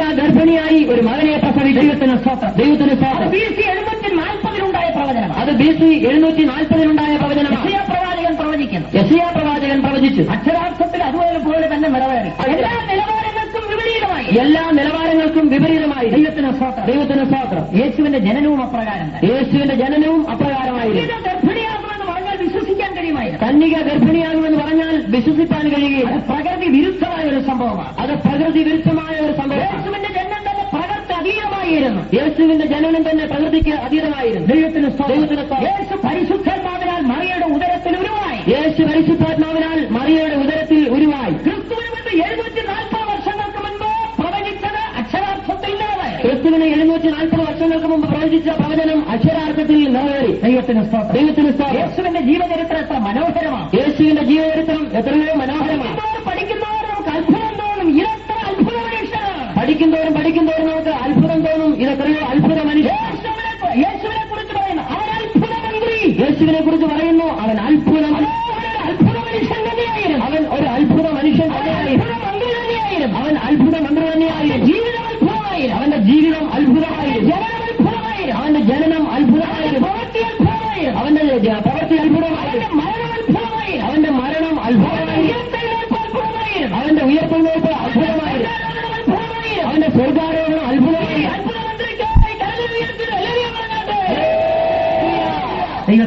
ദൈവത്തിന് സ്തോത്രം. കന്യകയിൽ അവൻ ജാതനായി. കന്യകയിൽ അവൻ ജാതനായി. കന്യകയിൽ പിറക്കുമെന്ന് 740 വർഷത്തിന് മുമ്പേ പറഞ്ഞിരുന്നു. കന്യകയിൽ പിറക്കുമെന്ന് 740 വർഷങ്ങൾക്ക് മുമ്പ് പറഞ്ഞിരുന്നു. ദൈവത്തിന് സ്തോത്രം. ദൈവത്തിന് സ്തോത്രം. തന്റെ ബാല്യപ്രായത്തിൽ കുറെ ശിശുക്കൾ കൊല്ലപ്പെടുവാനിടയായി. യേശുവിന്റെ ജനനസമയത്ത് വിദ്വാൻമാർ നക്ഷത്രം അടയാളമായി കണ്ടു. യേശുവിന്റെ ജനന സമയത്ത് വിദ്വാൻമാർ നക്ഷത്രം അടയാളമായി യഹൂദന്മാരുടെ രാജാവായി പിറന്നിരിക്കുന്നവൻ എവിടെയെന്ന് തേടി അവർ രാജകൊട്ടാരത്തിൽ ചെല്ലുക. യഹൂദന്മാരുടെ രാജാവായി പിറന്നിരിക്കുന്നവർ എവിടെന്ന് തേടി അവർ രാജകൊട്ടാരത്തിൽ ചെല്ലും. ഹെരോദാവ് ഭയപ്പെട്ട എന്നെ കൂടാതെ ഒരു രാജാവ്. ഹെരോദാവ് ഭയപ്പെട്ടു എന്നെ കൂടാതെ രാജാവ്. വലിയ സൂത്രക്കാരനായിരുന്നു പുള്ളി. വലിയ സൂത്രക്കാരനാണ് പുള്ളി. അതുകൊണ്ടാണ് യേശു അവനെ വിളിച്ച കുറുക്കനെന്ന്. ഭയങ്കര സൂത്രമാണ്. അതുകൊണ്ടാണ് യേശു അവനെ വിളിച്ചത് കുറുക്കനെന്ന്. വളരെ സൂത്രക്കാരനാണ്. അവൻ വിദ്വാൻമാരോട് പറഞ്ഞു, നിങ്ങൾ ആ ശിശുവിനെ കണ്ടിട്ട് എന്നെ ഒന്ന് വന്ന് അറിയിക്കണേ, എനിക്കും പോയി ഒന്ന് നമസ്കരിക്കാനാണ്. നിങ്ങൾ ആ ശിശുവിനെ കണ്ടിട്ട് എന്നെ ഒന്ന് അറിയിക്കണം, എനിക്കും നമസ്കരിക്കാനാണ്. ദൈവത്തിന് സ്തോത്രം. വിദ്വാൻമാർ പോയി ശിശുവിനെ കണ്ടു. ഒന്നെ മോരെ കുന്തിരിക്കം കാഴ്ചവെച്ച് നമസ്കരിച്ചു. മടങ്ങി വരുമ്പോൾ ദർശനമുണ്ടായി, ആ വഴി പോകരുതെന്ന്, കുഴപ്പമാണെന്ന്. അവർ മറ്റൊരു വഴിയായി സ്വദേശത്തേക്ക് മടങ്ങിപ്പോയി. വിദ്വാൻമാർ തന്നെ കളിയാക്കിയെന്ന് കേട്ടപ്പോൾ ഹെരോദാവിന് കോപം വർദ്ധിച്ചു. ഓർഡർ കൊടുത്ത് ബേത്ലഹേമിന്റെ പരിസരങ്ങളിലുള്ള 2 വയസ്സിന് താഴെയുള്ള ശിശുക്കളെ മുഴുവൻ കൊല്ലാൻ. ഓർഡർ കൊടുത്ത് ബേത്ലഹേമിനും പരിസരത്തുമുള്ളതായ 2 വയസ്സിന് താഴെയുള്ള കുഞ്ഞുങ്ങളെ കൊന്നുകളയുവാൻ. ദൈവത്തിന് സ്തോത്രം. ആളയച്ച് മുഴുവൻ കൊല്ലിച്ചു. ആളയച്ച് മുഴുവനായും കൊല്ലിച്ചു. രാമയിൽ ഒരു നിലവിളി, രാമയിൽ ഒരു വലിയ തന്റെ മക്കളെ ചൊല്ലി കരയുകയാണ്. റാഹേൽ തന്റെ മക്കളെ ചൊല്ലി കരയുന്നു. അത് സംഭവിക്കുമെന്ന് യിരെമ്യാ പ്രവചനം 31:15 പറയുന്നുണ്ട്. അത് സംഭവിക്കുമെന്ന് യിരെമ്യാ പ്രവചനം 31:15 പറയുന്നു. BC 606 ഉണ്ടായ പ്രവചനം. BC 606 ഉണ്ടായ പ്രവചനം. ശിശുക്കൾ കൊല്ലപ്പെടും. രാമയിലുണ്ടാകുന്ന നിലവിളി, രാമയിലുണ്ടായ നിലവിളി. ദൈവത്തിന് സ്തോത്രം. ദൈവവചനം എത്രയോ സത്യമാണ്. ദൈവത്തിന് സ്തോത്രം. യോസഫിന് ദർശനമുണ്ടായി. ശിശുവിനെ കൊല്ലുവാൻ നോക്കുന്നു. ഹെരോദാവ് ശിശുവിനെ കൊല്ലുവാൻ നോക്കുന്നു. നീ ശിശുവിനെയും അമ്മയുമായിട്ട് മിസ്രൈമിലേക്ക് ഓടിപ്പോകാം. ഹെരോദാവിന്റെ മരണം വരെ അവിടെ പാർക്കാം. യോസഫും മറിയയും കുഞ്ഞിനെയുമായിട്ട് മിസ്രൈമിലേക്ക് ഓടിപ്പോയി. ദൈവത്തിന് സ്തോത്രം. എന്തിനും മിസ്രൈമിൽ ഓടിപ്പോകണം? എന്തിനാണ് മിസ്രൈമിലേക്ക് ഓടിപ്പോകുന്നത്? നിവർത്തിയാകണം. ഹോശിയ 11:1.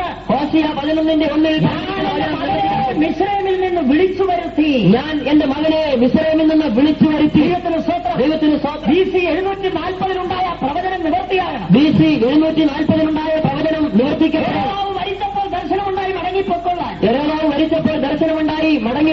ദൈവത്തിന് സ്തോത്രം. മത്തായിയുടെ സുവിശേഷം 2:14 വായിക്കുന്നു.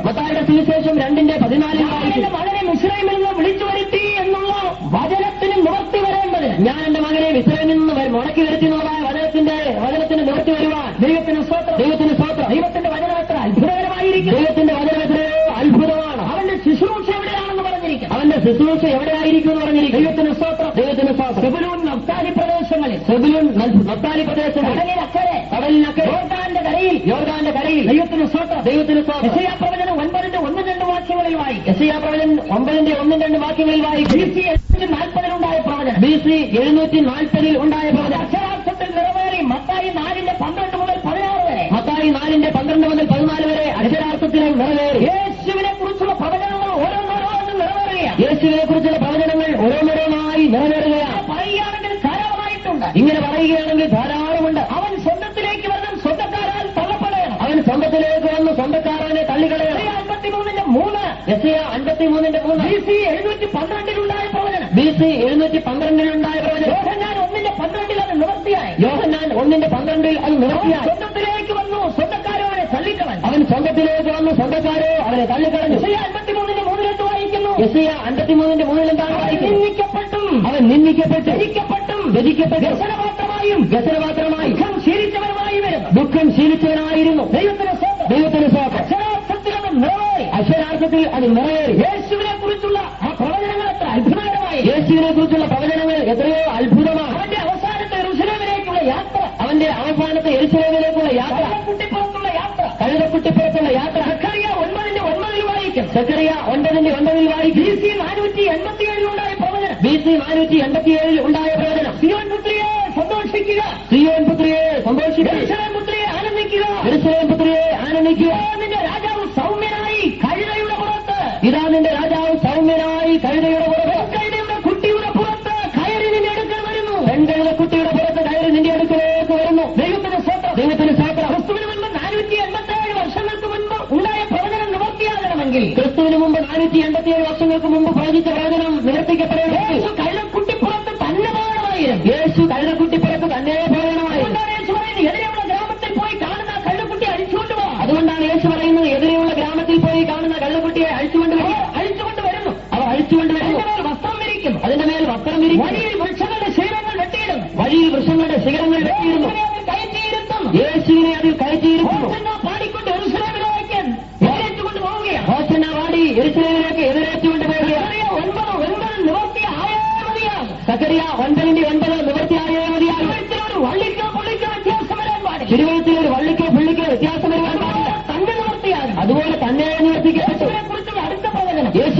തുടർന്നുള്ള അടുത്ത പ്രവചനം 41 സങ്കീർത്തനം 9 വാക്യം. 41 സങ്കീർത്തനത്തിന്റെ 1 വാക്യം. പ്രാണസ്നേഹിതൻ എന്റെ അപ്പം തിന്നവൻ എനിക്ക് നേരെ കുതികാൽ ഉയർത്തിയിരിക്കും. എന്റെ പ്രാണസ്നേഹിതൻ എന്റെ അപ്പം തിന്നവൻ എനിക്കായി കുതികാലം ഉയർത്തിയിരിക്കുന്നു.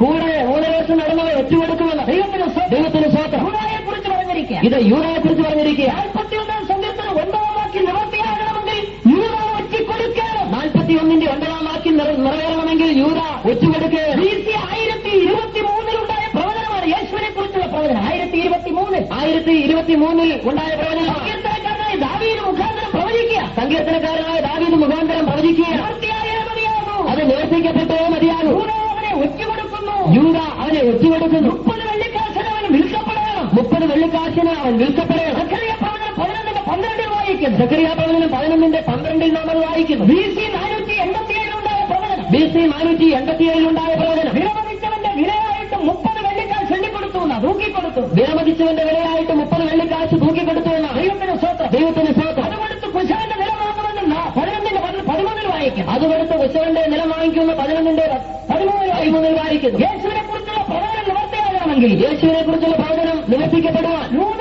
30 വെള്ളിക്കാശ് തൂക്കി വാങ്ങിച്ചേ മതിയാകും. യൂദ 30 വെള്ളിക്കാശ് തൂക്കി വാങ്ങിച്ചേ മതിയാകും. യൂദ എന്ന് പുരോഹിതന്മാരുടെ അടുക്കൽ പറയുകയാണ്. യൂദാജന് പുരോഹിതന്മാരോട് പറയുക, ഞാനവനെ കാണിച്ചു തരാം, നിങ്ങൾ എന്ത് വരും? ഞാനവനെ കാണിച്ചു തരാം, നിങ്ങൾ എന്ത് വരും? 35 വെള്ളിക്കാശ് ആകട്ടെ എന്ന് പറഞ്ഞില്ല. 35 വെള്ളിക്കാശ് വരട്ടെ എന്ന് പറഞ്ഞില്ല. 29 ആകട്ടെ എന്ന് പറഞ്ഞില്ല. 29 ആകട്ടെ എന്ന് പറഞ്ഞില്ല. ഒരു 10-40 വരട്ടെ എന്ന് പറഞ്ഞില്ല. ഒരു 10-40 വരട്ടെ എന്ന് പറഞ്ഞില്ല. ദൈവത്തിന് സ്തോത്രം. ദൈവത്തിന് സ്തോത്രം. കറക്റ്റ് 30 വെള്ളിക്കാശ് തൂക്കി അങ്ങോട്ട് കൊടുത്തു. കറക്റ്റ് 30 വെള്ളിക്കാശ് തൂക്കി കൊടുക്കുക. വചനം നിവർത്തിയായേ മതിയാകൂ. വചനം നിവർത്തിക്കപ്പെട്ടേ യേശുവിനെ കുറിച്ചുള്ള പ്രവചനം നിവർത്തിക്കപ്പെടണം. യേശുവിനെ കുറിച്ചുള്ള പ്രവചനം നിവർത്തിക്കപ്പെടണം. യേശു എത്ര അത്ഭുത മനുഷ്യനാണ്. യേശു എത്രയോ അത്ഭുത മനുഷ്യൻ. അത്ഭുതകരമാണ്. ഈ തിരുവചനം എത്രയോ അത്ഭുതം. ഹല്ലേലൂയ. ഈ വചനത്തിനായി കരങ്ങൾ ഉയർത്തി ഹല്ലേലൂയ പറയാം. ഈ അത്ഭുത മനുഷ്യനായ യേശുവിനെ ഹല്ലേലൂയ പറയാം.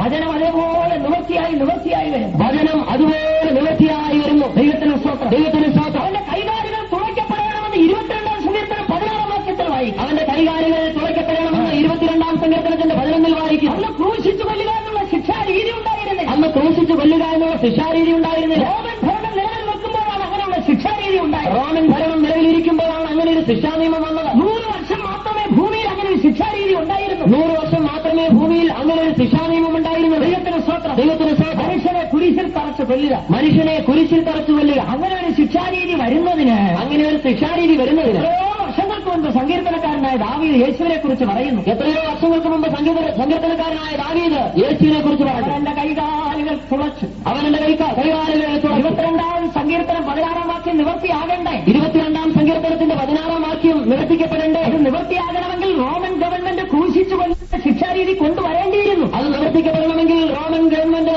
ക്രൂശിച്ചു കൊല്ലുന്ന ശിക്ഷാനിയമം വരണം. ദൈവത്തെ കൊണ്ടുവരണം. 100 വർഷക്കാലം അത് ഭൂമിയിൽ നിന്ന് പിന്നീട് അത് എടുത്തു കളഞ്ഞു. 100 വർഷക്കാലം ഒരു ഭൂമിയിൽ ഉണ്ടായിരുന്നു, പിന്നീട് അത് എടുത്തു. യഥാർത്ഥത്തിൽ പറഞ്ഞ ഈ വചനം നിവർത്തിക്കപ്പെടാനായിട്ടായിരുന്നു റോമൻ ഗവൺമെന്റ് ആ ശിക്ഷാരീതി കൊണ്ടുവന്നത്. ഒരർത്ഥത്തിൽ പറഞ്ഞാൽ ഈ വചനം നിവർത്തിക്കപ്പെടാനായിരുന്നു റോമൻ ഗവൺമെന്റ് ആ നിയമം കൊണ്ടുവന്നത്. യേശുവിനെ മരക്കുരിശോട് തറച്ച് കൊല്ലുകയാണ്. യേശുവിനെ മരക്കുരിശോട് തറച്ച് കൊല്ലുകയാണ്. ദൈവത്തിന് ദൈവത്തിന് ഇങ്ങനെ അനേക പ്രവചനങ്ങൾ. ഇങ്ങനെ അനേക പ്രവചനം. അവന്റെ ശവസംസ്കാരത്തെ കുറിച്ചും പറഞ്ഞിട്ടുണ്ട്. അവന്റെ ശവസംസ്കാരത്തെ കുറിച്ചും പറഞ്ഞിട്ടുണ്ട്. യശയാപ്രവചനം 53:9. യെശയ്യാപ്രവചനം 53:9. അവന്റെ മരണത്തിൽ അവൻ സമ്പന്നന്മാരോടുകൂടെയായി. അവന്റെ മരണത്തിൽ അവൻ സമ്പന്നന്മാരോടുകൂടെയായി. ദൈവത്തിന് ദൈവത്തിന് സ്തോത്രം. യേശുവിന്റെ അടക്കം അങ്ങനെയായിരുന്നു, സമ്പന്നന്മാരോടുകൂടെ. യേശുവിന്റെ അടക്കം അങ്ങനെയായിരുന്നു, ഈ സമ്പന്നന്മാരോടുകൂടെ. ലോകത്തിൽ ജീവിക്കുമ്പോൾ തനിക്ക് വേണ്ടി ഒന്നും കരുതിയിരുന്നില്ല. അവൻ ഈ ലോകത്തിൽ ജീവിക്കുമ്പോൾ തനിക്ക് വേണ്ടി ഒന്നും കരുതിയില്ല. അവൻ മരിക്കുമെന്നും അടക്കം ചെയ്യപ്പെടുമെന്നും നന്നായിട്ട് അറിയാമായിരുന്നു. യേശുവിനെ അറിയാമായിരുന്നു. യേശു മരിക്കുമെന്നും അടക്കപ്പെടുമെന്നും നന്നായിട്ട് അറിയാമായിരുന്നു. യേശുവിനെ തന്നെ അറിയാമായിരുന്നു. യേശുവിന് തന്നെ അറിയാമായിരുന്നു. എന്നാൽ എവിടെ അടക്കുമെന്ന് യേശുവിനോട് ചോദിച്ചാൽ യേശു കൈമലർത്തുകയുള്ളൂ. കാരണം കല്ലറയും സ്വന്തമായ ഭൂമിയും ഇല്ല. എന്നാൽ എവിടെ അടക്കുമെന്ന് യേശുവിനോട് ചോദിച്ചാൽ കൈമലർത്തത്തേ ഉള്ളൂ, കല്ലറയുമില്ല, സ്വന്തമായ ഭൂമിയുമില്ല. ഒരു കാര്യം നിശ്ചയം ഉണ്ടായിരുന്നു, ഈ വചനപ്രകാരം അടക്കിയേ മതിയാണ്. പക്ഷേ ഒരു കാര്യം നിശ്ചയമുണ്ട്, ഈ വചനപ്രകാരം അടക്കിയേ മതിയാവും. യേശുവിനെ ക്രൂശിൽ തറച്ച് കൊല്ലുന്നു. യേശുവിനെ ക്രൂശിൽ തറച്ചു കൊല്ലും. അരിമത്യക്കാരനായ യോസഫ് പീലാത്തോസിന്റെ അടുക്കൽ വരുന്നു. അരിമത്യക്കാരനായ യോസഫ് പീലാത്തോസിന്റെ അടുക്കൽ വരും. യേശുവിന്റെ ശരീരം ചോദിച്ചു വാങ്ങും. യേശുവിന്റെ ശരീരം ചോദിച്ചു വാങ്ങും. തനിക്ക് വേണ്ടി പുതുതായി വെട്ടിയിരുന്ന കല്ലറയിൽ അവനെ അടക്കി. തനിക്ക് വേണ്ടി പുതുതായി വെട്ടിയതായ കല്ലറയിൽ യേശുവിനെ അടക്കി. യഹൂദന്മാരുടെ മര്യാദപ്രകാരം തന്നെ അടക്കിയത്. യഹൂദന്മാരുടെ മര്യാദപ്രകാരം തന്നെയായിരുന്നു അടക്കിയത്. 100 റാത്തൽ മൂടും അകിലും കൊണ്ടുള്ള ഒരു കൂട്ടുകൊണ്ടുവന്നു. 100 റാത്തൽ മൂറും അകിലും കൊണ്ടുവന്നതായ ഒരു കൂട്ടുകൊണ്ടുവന്നു. ദൈവത്തിന് 100 റാത്തൽ മൂറും അകിലും സുഗന്ധവർഗ്ഗങ്ങളാണ്. വിലമതിക്കാൻ കഴിയുകയില്ല.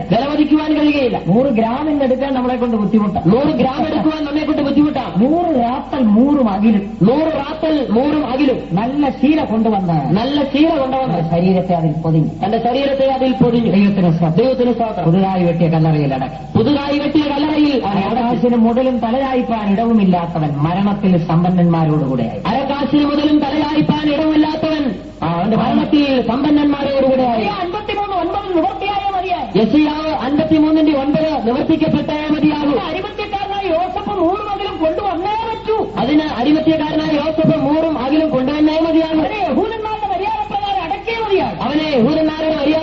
അടക്കിയേ മതിയാകും. ക്രിസ്തുവിനെ സംബന്ധിച്ചുള്ള പ്രവചനങ്ങളെല്ലാം നിവർത്തിക്കപ്പെട്ടു. അവൻ അടക്കം ചെയ്യപ്പെടും. ഉയർത്തെഴുന്നേൽക്കുമെന്ന് മുൻകൂട്ടി പറഞ്ഞിരുന്നു. 16-ാം സങ്കീർത്തനം 10-ാം വാക്യം. 16-ാം സങ്കീർത്തനത്തിന്റെ 10-ാം വാക്യം. തന്റെ പരിശുദ്ധനെ ദ്രവത്വം കാണുവാൻ അനുവദിക്കുകയില്ല. ക്രിസ്തുവിന് മുൻപ് 1023 വർഷങ്ങൾക്ക് മുൻപുണ്ടായ പ്രവചനം. അത് നിവർത്തിക്കപ്പെടണം. യഹൂദന്മാർ കല്ലറയ്ക്ക് മുദ്ര വയ്ക്കണം. റോമൻ ഗവൺമെന്റിന്റെ മുദ്ര. ഷിഫ്റ്റായിട്ട് കാവൽ നിൽക്കുകയാണ്. പടയാളികൾ ഷിഫ്റ്റായിട്ട് കാവൽ നിൽക്കുകയാണ്. വചനം നിവർത്തിക്കപ്പെടണം. 3-ാം ദിവസം കല്ലറയെ പൊട്ടിച്ചുകൊണ്ട് യേശു ഉയർത്തെഴുന്നേറ്റു. ഇതെല്ലാം പഠിച്ചിട്ട് പൗലോസ് കൊരിന്ത്യർക്ക് ലേഖനം എഴുതുമ്പോൾ പറയുകയാണ്. നമ്മുടെ കർത്താവായ യേശു ക്രിസ്തു തിരുവെഴുത്തുകളിൻ പ്രകാരം ജനിച്ചു. തിരുവെഴുത്തിൻ പ്രകാരം മരിച്ചു. തിരുവെഴുത്തുകളിൻ പ്രകാരം അടക്കപ്പെട്ടു. തിരുവെഴുത്തിൻ പ്രകാരം ഉയർത്തുകയും എല്ലാം തിരുവെഴുത്തുകളിൻ പ്രകാരം. യേശുവിനെ കുറിച്ചുള്ള ഈ പ്രവചനങ്ങളെല്ലാം നിറവേറിയെങ്കിൽ, എല്ലാ പ്രവചനവും നിറവേറിയെങ്കിൽ ചില പ്രവചനങ്ങളുണ്ട്. ഇനി നിറവേറുവാൻ ചില പ്രവചനങ്ങളുണ്ട്. അവന്റെ വീണ്ടും വരവാണ്. അതിൽ ഒന്ന് യേശുവിന്റെ വീണ്ടും. നമ്മുടെ കർത്താവ് ബലശാലിയായി വരുന്നു. നമ്മുടെ കർത്താവ് ബലശാലിയായി വരുന്നു. യെശയ്യാ പ്രവചനം 40-ന്റെ 10. നമ്മുടെ കർത്താവ് ബലശാലിയായി വരുന്നു. 102-ാം സങ്കീർത്തനം 15-ാം വാക്യം. 102-ന്റെ 15-ാം വാക്യം. യഹോവ സിയോനെ പണിയുകയും തന്റെ മഹത്വത്തിൽ പ്രത്യക്ഷപ്പെടുകയും ചെയ്യും. സക്കറിയ പ്രവചനം 8-ാം അധ്യായത്തിൽ വായിക്കും.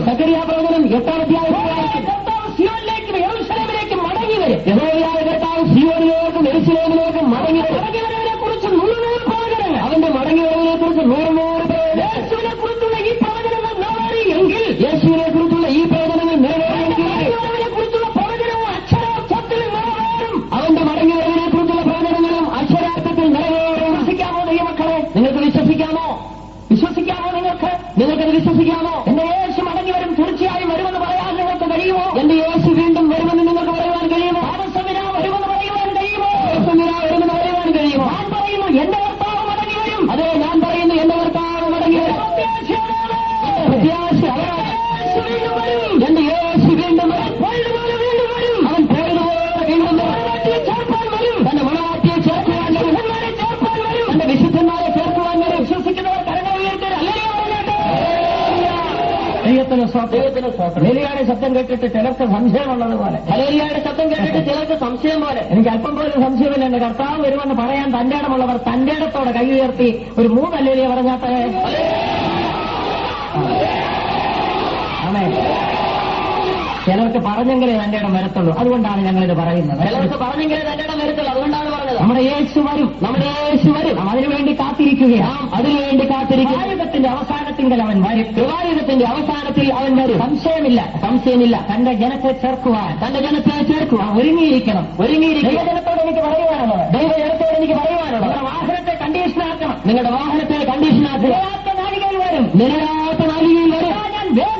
ഇതാ ഞാൻ വേഗം വരുന്നു. യേശു വരുന്നു എന്ന് പറയുമ്പോൾ പിന്നിൽ ചില വിഷയങ്ങളുണ്ട്. എപ്പോൾ വരും, എങ്ങനെ വരും, എന്തിനു വരും. ഈ 4 ചോദ്യങ്ങൾ അതിന്റെ പിന്നിലുണ്ട്. ഒന്നാമത്തേത് എപ്പോൾ വരും. ദൈവത്തിന് സ്തോത്രം. സത്യവേദ പുസ്തകം പറയുന്നു നിലയാത്ത നാഴികയിൽ മനുഷ്യപുത്രൻ വരുന്നത്. സുവിശേഷം സുവിശേഷം 24:44. മത്തായിയുടെ സുവിശേഷം 24:44. പറയുവാൻ നിവർത്തിയില്ല എപ്പോൾ വരുമെന്ന്. പറയുവാൻ നിവർത്തിയില്ല എപ്പോൾ വരുമെന്ന്. ഒരുപക്ഷെ ഈ മീറ്റിംഗ് കഴിഞ്ഞ് നിങ്ങളുടെ വീട്ടിലേക്ക് മടങ്ങിപ്പോകുന്ന സമയത്തായി, ഒരുപക്ഷെ ഈ മീറ്റിംഗ് കഴിഞ്ഞ് നിങ്ങളുടെ വീട്ടിലേക്ക് മടങ്ങുമ്പോഴായിരിക്കും നിലയാത്ത നാഴികയിൽ വണ്ടി കണ്ടീഷൻ ആയിരിക്കണം. വണ്ടി കണ്ടീഷൻ ആയിരിക്കട്ടെ. ദൈവത്തിന് സ്തോത്രം. ദൈവത്തിന് സ്തോത്രം. നിങ്ങളുടെ വണ്ടി കണ്ടീഷൻ ആയിരിക്കണം. നിങ്ങളുടെ വണ്ടി കണ്ടീഷൻ ആയിരിക്കട്ടെ. ധരിക്കുമ്പോൾ പറന്നു കയറുക. കാഹളം ധരിക്കുമ്പോൾ പറന്നു കയറുക. ദൈവത്തിന് സ്തോത്രം. ദൈവത്തിന് സ്തോത്രം. എങ്ങനെ വരും? ദൈവത്തിന് സ്തോത്രം. ദൈവത്തിന് സ്തോത്രം. 1 തെസ്സലോനിക്കർ 4:16. 1 തെസ്സലോനിക്കർ 4:16. കർത്താവുടാൻ ഗംഭീരനാദത്തോട്, കർത്താവുടാൻ ഗംഭീരനാദത്തോട്, ദൂതന്റെ ശബ്ദത്തോട്, പ്രധാന ദൂതന്റെ ശബ്ദത്തോട്, ദൈവത്തിന്റെ കാഹളത്തോട്, ദൈവത്തിന്റെ കാഹളത്തോട്. യേശു വരുമ്പോൾ ഈ 3 ശബ്ദങ്ങളോടുകൂടെയാണ് വരുന്നത്. യേശു വരുമ്പോൾ ഈ 3 ശബ്ദങ്ങളോടുകൂടെയാണ് വരുന്നത്. വലിയ സന്നാഹത്തോടുകൂടി, ഒരു വലിയ സന്നാഹത്തോടുകൂടി പിതാവായ ദൈവം പുത്രനെ ഭൂമിയിലേക്ക് അയക്കും. പിതാവായ ദൈവം പുത്രനെ ഭൂമിയിലേക്ക് അയക്കുന്നു. പുത്രനിങ്ങനെ ഒരുങ്ങി നിൽക്കുകയാണ്. അവിടെ പുത്രനിങ്ങനെ ഒരുങ്ങി നിൽക്കുകയാണ്. ഒരുങ്ങി നിൽക്കുകയാണ്. ഒരുങ്ങി നിൽക്കുകയാണ്. പിതാവിന്റെ മുഖത്തേക്ക് നോക്കുന്നു. പിതാവിന്റെ മുഖത്തേക്ക് നോക്കുന്നു. ഈ അടുത്ത സമയം ഞാൻ സഭയിൽ ബൈബിൾ ക്ലാസ് എടുത്തപ്പോൾ ഇതിനെക്കുറിച്ച് പറഞ്ഞു. ഈ അടുത്ത സമയത്ത് സഭയിൽ ബൈബിൾ ക്ലാസ് എടുത്തപ്പോൾ പറഞ്ഞു. ദൈവത്തിന് സ്തോത്രം. പുത്രൻ ഒരുങ്ങി പിതാവിന്റെ മുഖത്തോട്ട് നോക്കിയിരിക്കുക. പുത്രൻ ഒരുങ്ങി പിതാവിന്റെ മുഖത്തേക്ക് നോക്കി നിൽക്കുക. പോകണമെന്ന് ആഗ്രഹമുണ്ട്, പോകാൻ പറ്റില്ല. പിതാവ് പറയാതെ പോകാൻ പറ്റും. പോകണം ആഗ്രഹമുണ്ട്, പോകാൻ പറ്റുമോ? പിതാവ് പറയാതെ പറ്റുമോ? പുത്രൻ പിതാവിന്റെ മുഖത്തേക്ക് നോക്കും. പുത്രൻ പിതാവിന്റെ മുഖത്തേക്ക് നോക്കി നിൽക്കും. നോട്ടത്തിന് അർത്ഥമുണ്ട്. നോട്ടത്തിന് അർത്ഥമുണ്ട്. കൂടെ വരേണ്ടുന്ന ദൂതന്മാർ കാഹളം പിടിച്ചുകൊണ്ട് ഇങ്ങനെ നിൽക്കുക. കൂടെ വരേണ്ട ദൂതന്മാർ കാഹളം പിടിച്ച് നിൽക്കുക. ആ സ്വർഗത്തിലെ ആ കാഴ്ച, ദൃശ്യം നമ്മുടെ മനസ്സിൽ വരട്ടെ. ആ സ്വർഗത്തിലെ ആ ദൃശ്യം നമ്മുടെ മനസ്സിൽ വരട്ടെ. സിംഹാസനത്തിലിരിക്കും. പിതാവായ ദൈവം സിംഹാസനത്തിലിരിക്കും. പുത്രൻ അണിഞ്ഞൊരുങ്ങി തേജസ്സോടെ നിൽക്കുന്നു. പുത്രൻ അണിഞ്ഞൊരുങ്ങി കിരീടം ധരിച്ച് തേജസ്സോടെ നിൽക്കും. ഇടയ്ക്കിടയ്ക്ക് പിതാവിന്റെ മുഖത്തേക്ക് നോക്കും. ഇടയ്ക്കിടയ്ക്ക് പിതാവിന്റെ മുഖത്തേക്ക്. നോട്ടത്തിന്റെ അർത്ഥം എന്താണ്? നോട്ടത്തിന്റെ അർത്ഥം എന്താണ്? പോകാൻ സമയമായോ? പോകാൻ സമയമായോ? ഞാൻ പോകാൻ സമയമായോ? പോകാൻ സമയമായോ? ദൂതന്മാർ ഇടയ്ക്കിടയ്ക്ക് പുത്രന്റെ മുഖത്തോട്ട് നോക്കും, പിതാവിന്റെ മുഖത്തോട്ട്. ദൂതന്മാർ ഇടയ്ക്കിടയ്ക്ക് പുത്രന്റെ മുഖത്തേക്ക് നോക്കും, പിതാവിന്റെ മുഖത്തേക്ക്. പിടിച്ചിങ്ങനെ നിൽക്കുകയാണ്. റെഡിയായി നിൽക്കുക. കാഹളം ഊതുവാൻ റെഡിയായിട്ട് ഇങ്ങനെ പിടിച്ച് നിൽക്കുകയാണ്. ദൈവത്തിന് സ്തോത്രം. ആ കാഴ്ച നമ്മുടെ മനസ്സിലുണ്ടായിരിക്കട്ടെ. ആ കാഴ്ച നമ്മുടെ മനസ്സിൽ ഉണ്ടായിരിക്കട്ടെ. ഇതാ ഞാൻ വേഗം വരുന്നു. ഇതാ ഞാൻ വേഗം വരുന്നു. പറഞ്ഞുകൊണ്ട് നിൽക്കുക. ഇതാ ഞാൻ വരുന്നു വരുന്നു വരുന്നു പറഞ്ഞുകൊണ്ട് നിൽക്കുകയാണ്. ഇതാ ഞാൻ വരുന്നു വരുന്നു. ഇതാ ഞാൻ വേഗം വരുന്നു. ഇതാ ഞാൻ വേഗം വരുന്നു. ഇതാ ഞാൻ വേഗം വരുന്നു. ഇതാ ഞാൻ വേഗം വരുന്നു. ആരോടാ പറയുന്നത്? എല്ലാവരോടുമല്ല. ആരോടാണ് പറയുന്നത്? എല്ലാവരോടുമല്ല. തന്റെ മണവാട്ടിയോട്, കാന്തയോട്, തന്റെ മണവാട്ടിയോട്, കാന്തയോട് പറയുകയാണ്. ഇതാ ഞാൻ വേഗം വരുന്നു. കാന്തയോട് പറയുകയാണ്. ഇതാ ഞാൻ വേഗം വരുന്നു. ഭൂമിയിൽ നിന്നൊരു ശബ്ദം. ഭൂമിയിൽ നിന്നൊരു ശബ്ദം. അതെ, ആമേൻ കർത്താവായ യേശുവേ വേഗം വരണമേ. അതെ, ആമേൻ കർത്താവായ യേശുവേ വേഗം വരണമേ. പറയുന്നത് ആരാണ്? പറയുന്നത് ആരാണ്? തന്റെ കാന്ത, തന്റെ കാന്ത, തന്റെ മണവാട്ടി, തന്റെ മണവാട്ടിയെ തിരുസഭ, തന്റെ തിരുസഭ. ഇവിടെ കൊണ്ട് വിളിച്ചു പറയുക വേഗം വരണമേ. ഇവിടെ നിന്ന് വിളിച്ചു പറയുകയാണ് വേഗം വരണമേ. ദൈവത്തിന് സ്തോത്രം. ദൈവത്തിന് സ്തോത്രം. ഇവിടെ ഇരിക്കുന്ന കാന്തയ്ക്ക് പറയാമോ അങ്ങനെ? ഇവിടെ ഇരിക്കുന്ന കാന്തയ്ക്ക് അങ്ങനെ പറയാമോ? ദൈവത്തിന് സ്തോത്രം. എനിക്ക് പറയാം ധൈര്യമായിട്ട് കർത്താവ് വരണമേ. എനിക്ക് പറയാൻ ധൈര്യമായിട്ട് കർത്താവ് വരണമേ. വലിയ കെട്ടിടമൊക്കെ പണിതിട്ടിരിക്കുന്നു. അപ്പോൾ ചോദിക്കും വലിയ കെട്ടിടമൊക്കെ പണിതിട്ടിരിക്കുന്നു. പറഞ്ഞിട്ട് നിങ്ങൾ എന്തിനാ ഈ പണിത് വെക്കുന്നതാണ്? കർത്താവ് വരുന്നു എന്ന് പറഞ്ഞിട്ട് നിങ്ങൾ പണിത് വെക്കുന്നത്. ദൈവത്തിന് സ്തോത്രം. ഞാൻ പറയുന്നു കർത്താവ് വേഗത്തിൽ വരുന്നതുകൊണ്ട് ഇനിയും പണിയേണ്ടിയിരിക്കുകയാണ്. ഞാൻ പറയുന്നത് കർത്താവായ യേശു വേഗത്തിൽ വരുന്നതിനാൽ ഇനിയും പണിയേണ്ടിയിരിക്കുന്നു. ദൈവത്തിന് സ്തോത്രം. കാരണം എന്താണ്? കാരണം എന്താണ്? കർത്താവിന്റെ വരവിന് ശേഷം ബാക്കിയുള്ളതെല്ലാം എതിർ ക്രിസ്തു കൊണ്ടുപോകട്ടെ. കർത്താവിന്റെ വരവിന് ശേഷം ബാക്കിയുള്ളതെല്ലാം എതിർ ക്രിസ്തു കൊണ്ടുപോകത്തേ ഉള്ളൂ. യേശു വന്നാൽ ഈ പണിതിരിക്കുന്ന വിശ്വാസ ഭവനവും എതിർ ക്രിസ്തുവിന്റേതാണ്. ഇന്ന് യേശു വന്നാൽ ഈ പണിതിരിക്കുന്ന വിശ്വാസ ഭവനവും എതിർ ക്രിസ്തുവിന്റേതാണ്. ദൈവത്തിന് അന്തിക്രിസ്തു ഇത് ഗവൺമെന്റ് ഓഫീസോ മാവേലി സ്റ്റോറോ മറ്റോ ആക്കും. അന്തിക്രിസ്തുവിന്റെ ഗവൺമെന്റ് ഓഫീസോ മാവേലി സ്റ്റോറോ ആക്കും. ദൈവം അനുവദിച്ചാൽ നാളെയുള്ള ദിവസങ്ങളിൽ അതിനെക്കുറിച്ച് പറയാം. ഇപ്പോൾ നിങ്ങളുടെ പേരിൽ ബാങ്കിൽ കിടക്കുന്ന 8 ലക്ഷം, ഇപ്പോൾ നിങ്ങളുടെ പേരിൽ ബാങ്കിൽ കിടക്കുന്ന 8 ലക്ഷം അത് ബുദ്ധിപൂർവ്വമായി കൈകാര്യം ചെയ്യണം. അത് ബുദ്ധിപൂർവ്വം കൈകാര്യം ചെയ്യാം. ഇന്നത് പിൻവലിച്ച് ദൈവത്തിന്റെ വേലയ്ക്ക് ചെലവഴിച്ചാൽ, ഇന്നത് പിൻവലിച്ച് ദൈവവേലയ്ക്ക് ചെലവഴിച്ചാൽ നാളെ യേശു വന്നാൽ അത് ലാഭമായിട്ട്, നാളെ യേശു വന്നാൽ അത് ലാഭമായിരിക്കും. ദൈവത്തിന് സ്തോത്രം. ദൈവത്തിന് സ്തോത്രം. അവിടെ കിടന്നാൽ യേശു വന്നാൽ അത് എതിർ ക്രിസ്തു കൊണ്ടുപോകും. അതവിടെ കിടന്നാൽ യേശു വന്നാൽ എതിർ ക്രിസ്തുവിന്റെ പിൻവലിച്ച് കർത്താവിന്റെ വേലയ്ക്ക് ചെലവഴിച്ചാൽ അവിടെ ചെല്ലുമ്പോൾ പ്രതിഫലം കിട്ടും. ഇന്നത് പിൻവലിച്ച് കർത്താവിന്റെ വേലയ്ക്ക് ചെലവഴിച്ചാൽ അവിടെ ചെല്ലുമ്പോൾ പ്രതിഫലം കിട്ടും. അതുകൊണ്ടാണ് ഞാൻ പറയുന്നത് വിശ്വാസ വീട് പണിയണമെന്ന്. എല്ലായിടത്തും പുതുക്കി പണിയണം. അതുകൊണ്ടാണ് ഞാൻ പറയുന്നത് എല്ലായിടത്തും വിശ്വാസ വീടുകൾ പുതുക്കി പണിയണം. ചെങ്ങന്നൂരും പണിയട്ടെ, ചെങ്ങന്നൂരും പണിയട്ടെ.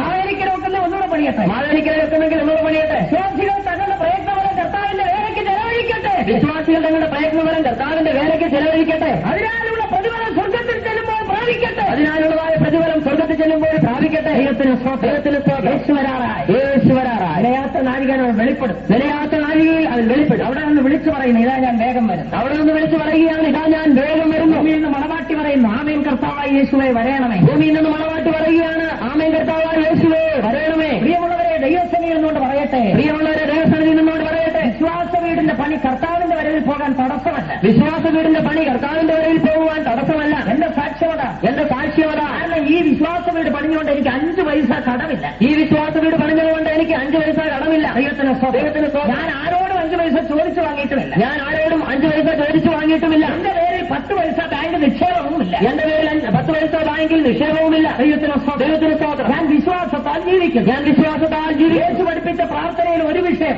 യേശു പഠിപ്പിച്ച പ്രാർത്ഥനയിലെ ഒരു വിഷയം, അന്നന്ന് ഞങ്ങൾക്ക് വേണ്ടുന്ന അപ്പം തരയണമേ. അന്നന്ന് ഞങ്ങൾക്ക് വേണ്ടുന്ന അപ്പം തരയണമേ. വാസ്തവത്തിൽ അത് പ്രാർത്ഥിക്കാൻ തന്റെ ഇടമുള്ള എനിക്കാ.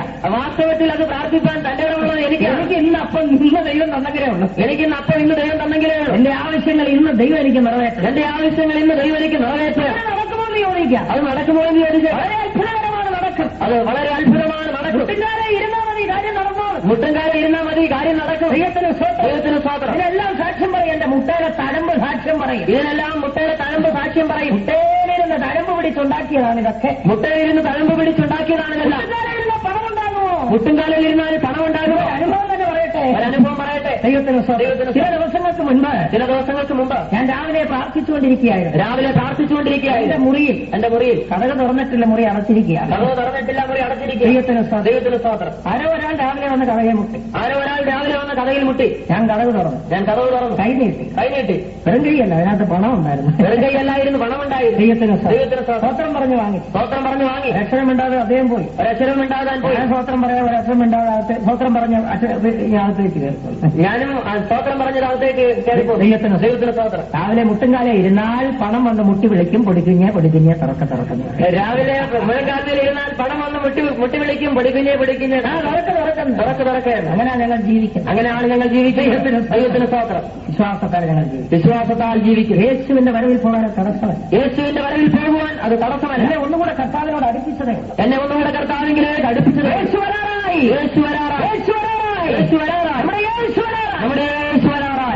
ദൈവത്തിന് സ്തോത്രം. പിതാവായ ദൈവത്തിന്റെ മുഖത്തേക്ക് പുത്രൻ നോക്കിക്കൊണ്ടിരിക്കും. ദൂതന്മാർ നോക്കി നിൽക്കും. എപ്പോഴാണ് ഓർഡർ കിട്ടുന്നത്? ദൈവത്തിന് സ്തോത്രം. പിതാവായ ദൈവം ഓർഡർ കൊടുത്തു കഴിഞ്ഞാൽ ഉടൻ പുറപ്പെടും. ആഹ്ളനാദത്തോടുകൂടെ ശബ്ദം, ഗംഭീരധ്വനി, പ്രധാനദൂതന്റെ ശബ്ദം. കർത്താവിന്റെ ഗംഭീരനാഥം. ദൈവത്തിന് സ്തോത്രം. ഈ 3 ശബ്ദങ്ങൾക്ക് 3 ഉദ്ദേശങ്ങളും. ഈ 3 ശബ്ദങ്ങൾക്കും 3 ഉദ്ദേശങ്ങളുണ്ട്. കർത്താവിന്റെ ഗംഭീരനാഥം എന്തിനാണ്? മരിച്ചുപോയ വിശുദ്ധന്മാരുടെ മൃതശരീരങ്ങളെ ജീവിപ്പിക്കുക. മരിച്ചുപോയ വിശുദ്ധന്മാരുടെ മൃതശരീരങ്ങളെ ജീവിപ്പിക്കാൻ ദൈവത്തിന് സ്തോത്രം. ജീവനോടിരിക്കുന്നവരുടെ ശരീരങ്ങളെ രൂപാന്തരപ്പെടുത്തുക.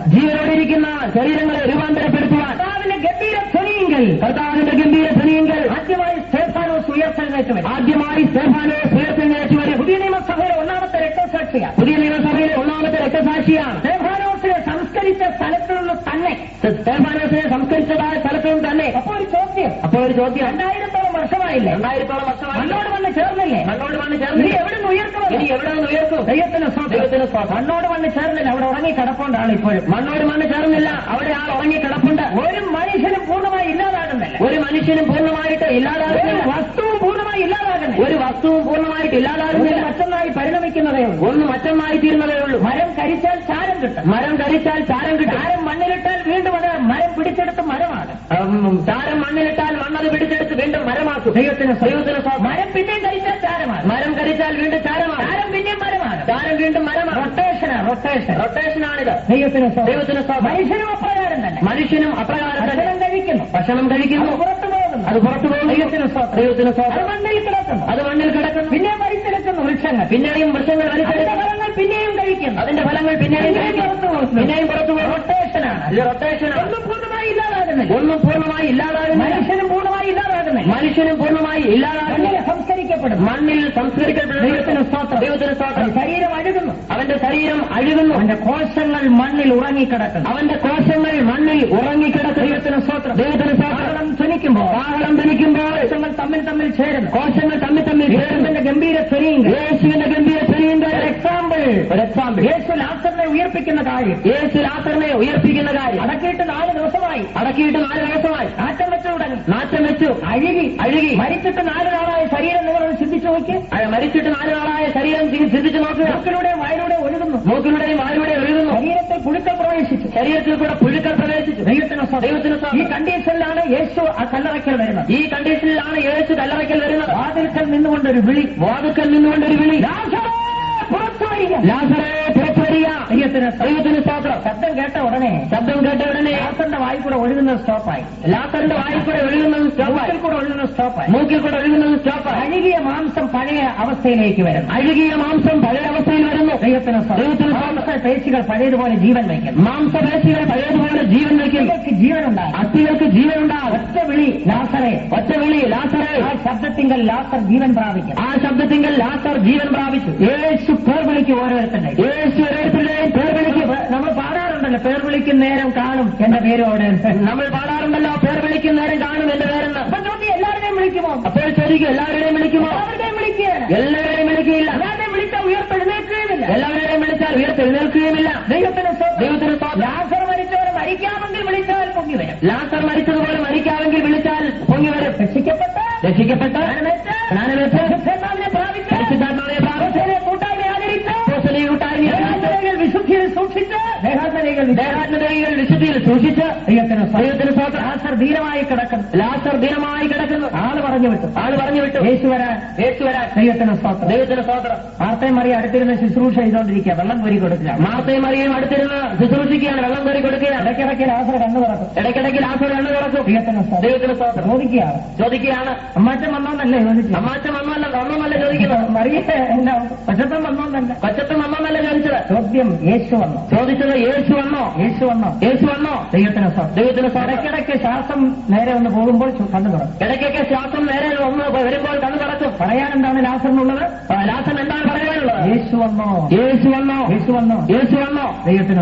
സ്വാതന്ത്ര്യം. ഇന്ന് വനന്റെ ഇടയ്ക്ക് കണ്ണു പറഞ്ഞാൽ എന്താ പറയുന്നത്? ഇന്നിടയ്ക്ക് കണ്ണു പറഞ്ഞാൽ എന്താണ് പറയുന്നത്? ഈ കുഞ്ഞമ്മ 8 ലക്ഷം അവിടെ കിടക്കുന്ന ഫെഡറൽ ബാങ്കിൽ ഓർത്തോണെ. കുഞ്ഞമ്മ 8 ലക്ഷം അവിടെ കിടപ്പുണ്ട്, ഓർത്തോണെ. ഒപ്പിട്ട് വെച്ചിരിക്കുകയാണ് നിന്റെ പേരിലോട്ട്. ദൈവത്തിന് സ്വാതന്ത്ര്യം. ലാസറിന് അതൊന്നും പറയാനില്ല. പറയാനെന്താ ഉള്ളത്? പറയാനുള്ളത് എന്താണ്? യേശു വന്നു.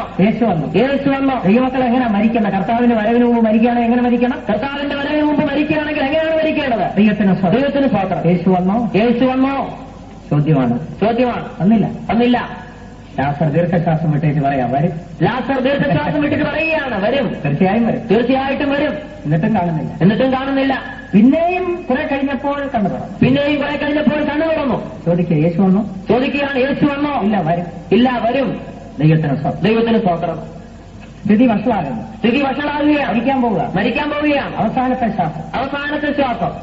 അവസാനമായി ചോദിച്ചു, മറിയേ യേശു വന്നോ? മാർത്ത യേശു വന്നോ? ഇല്ല. ലാസർ പറയും, വരും. വരും. യേശു വരും. തീർന്നു. അങ്ങനെ മരിക്കണം കേട്ടോ. അങ്ങനെ മരിച്ചാലേ ഉയർപ്പിക്കാൻ പാടില്ല. അങ്ങനെ മരിച്ചാൽ ഉയർപ്പിക്കപ്പെടുവാൻ പാടില്ല. ഇങ്ങനെ പറഞ്ഞു മരിച്ചു. യേശു വന്നു കല്ലറയുടെ വാതിൽക്കൽ നിന്നു. വിളിക്കുക, ലാസറേ. ഒരു തടസ്സവും കൂടാതെ ആള് പുറത്ത്. ഇല്ലാതെ ചത്തതിനെ എല്ലാരും കൂടെ പൊക്കിക്കൊണ്ടുപോകും. നോക്കിയാലും പൊങ്ങുകയില്ല, അവിടെ കിടക്കുകയുള്ളൂ. ഇല്ലാതെ ചത്തതിനെ എല്ലാവരും കൂടെ പൊക്കിക്കൊണ്ടിരുന്നാലും പോകുകയില്ല, അവിടെ കിടക്കുകയുള്ളൂ. ദൈവത്തിന് സ്തോത്രം. നിങ്ങളെങ്ങനെ മരിക്കണം? നിങ്ങളെങ്ങനെയാണ് മരിക്കേണ്ടത്? യേശുവിന്റെ വരവിൽ പ്രത്യാശ വെച്ചുകൊണ്ട് അവസാനിക്കുക. അങ്ങനെ അവസാനിച്ചാൽ ക്ഷണിക്കും, കാഹളം ധനിക്കും. ദൈവത്തിന് സ്തോത്രം. അവന്റെ ഗംഭീര ധ്വനി വായിൽ നിന്ന് പുറപ്പെടുന്ന ശബ്ദം നമ്മെ പഴയ രൂപത്തിൽ ഭാവത്തിൽ കൊണ്ടുവരും. ഒരു പുതിയ ശരീരത്തോട് ഉയർത്തെഴുന്നേറ്റ കർത്താവിനെ എതിരേൽപ്പാൻ മേഘങ്ങളിൽ എടുക്കപ്പെടും.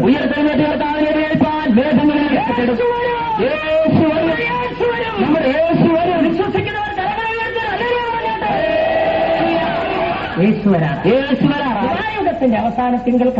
കൃപായുഗത്തിന്റെ അവസാനത്തിങ്കൽ കർത്താവ് വരും. ഒരു കൂട്ടം വിശുദ്ധന്മാർ എടുക്കപ്പെടും. ദൈവസിംഹാസനത്തിലേക്ക് എടുക്കപ്പെടും. ദൈവത്തിന് സ്തോത്രം. കണ്ണുകൾ അടയ്ക്കാം. എല്ലാവരും കണ്ണുകൾ അടയ്ക്കാം. ദൈവത്തിന്റെ വചനത്തെ നിങ്ങൾ ചിന്തിക്കുകയും ധ്യാനിക്കുകയും ചെയ്യുകയും യേശു വരാറാണ്. പ്രവചനങ്ങൾ നിവർത്തിയാകുന്നു.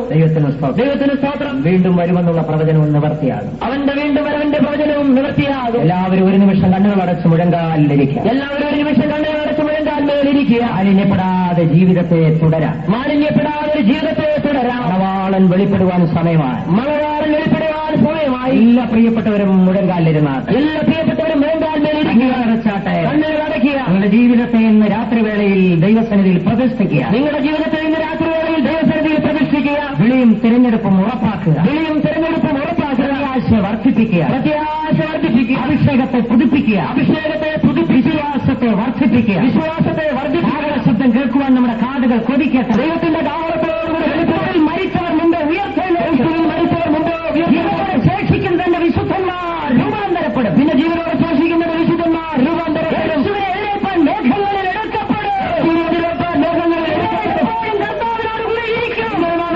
കർത്താവിനോടുകൂടി ഇരിക്കും. മേലാൽ സംഭവിക്കാനുള്ളത് ഞാൻ നിനക്ക് പറഞ്ഞു തരാം. ഇവിടെ കയറി വരിക. മേലോട് സംഭവിക്കാനാണ് ഞാൻ നിനക്ക് പറഞ്ഞു തരാം. നിന്നെ പേട്ടിടാതെ ഓടിയിടുക. മണവാളേ, അടുത്തുപോയി.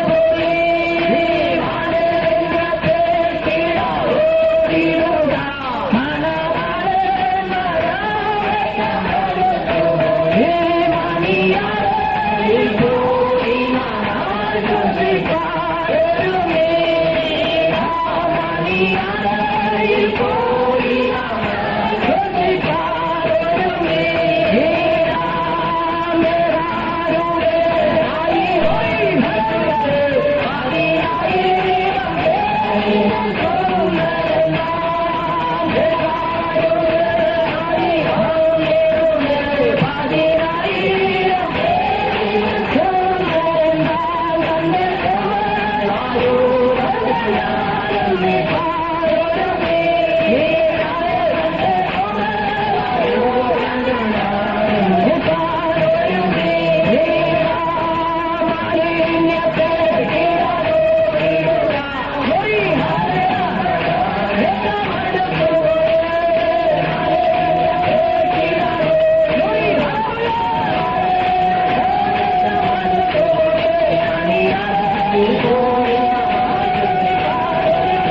Yeah.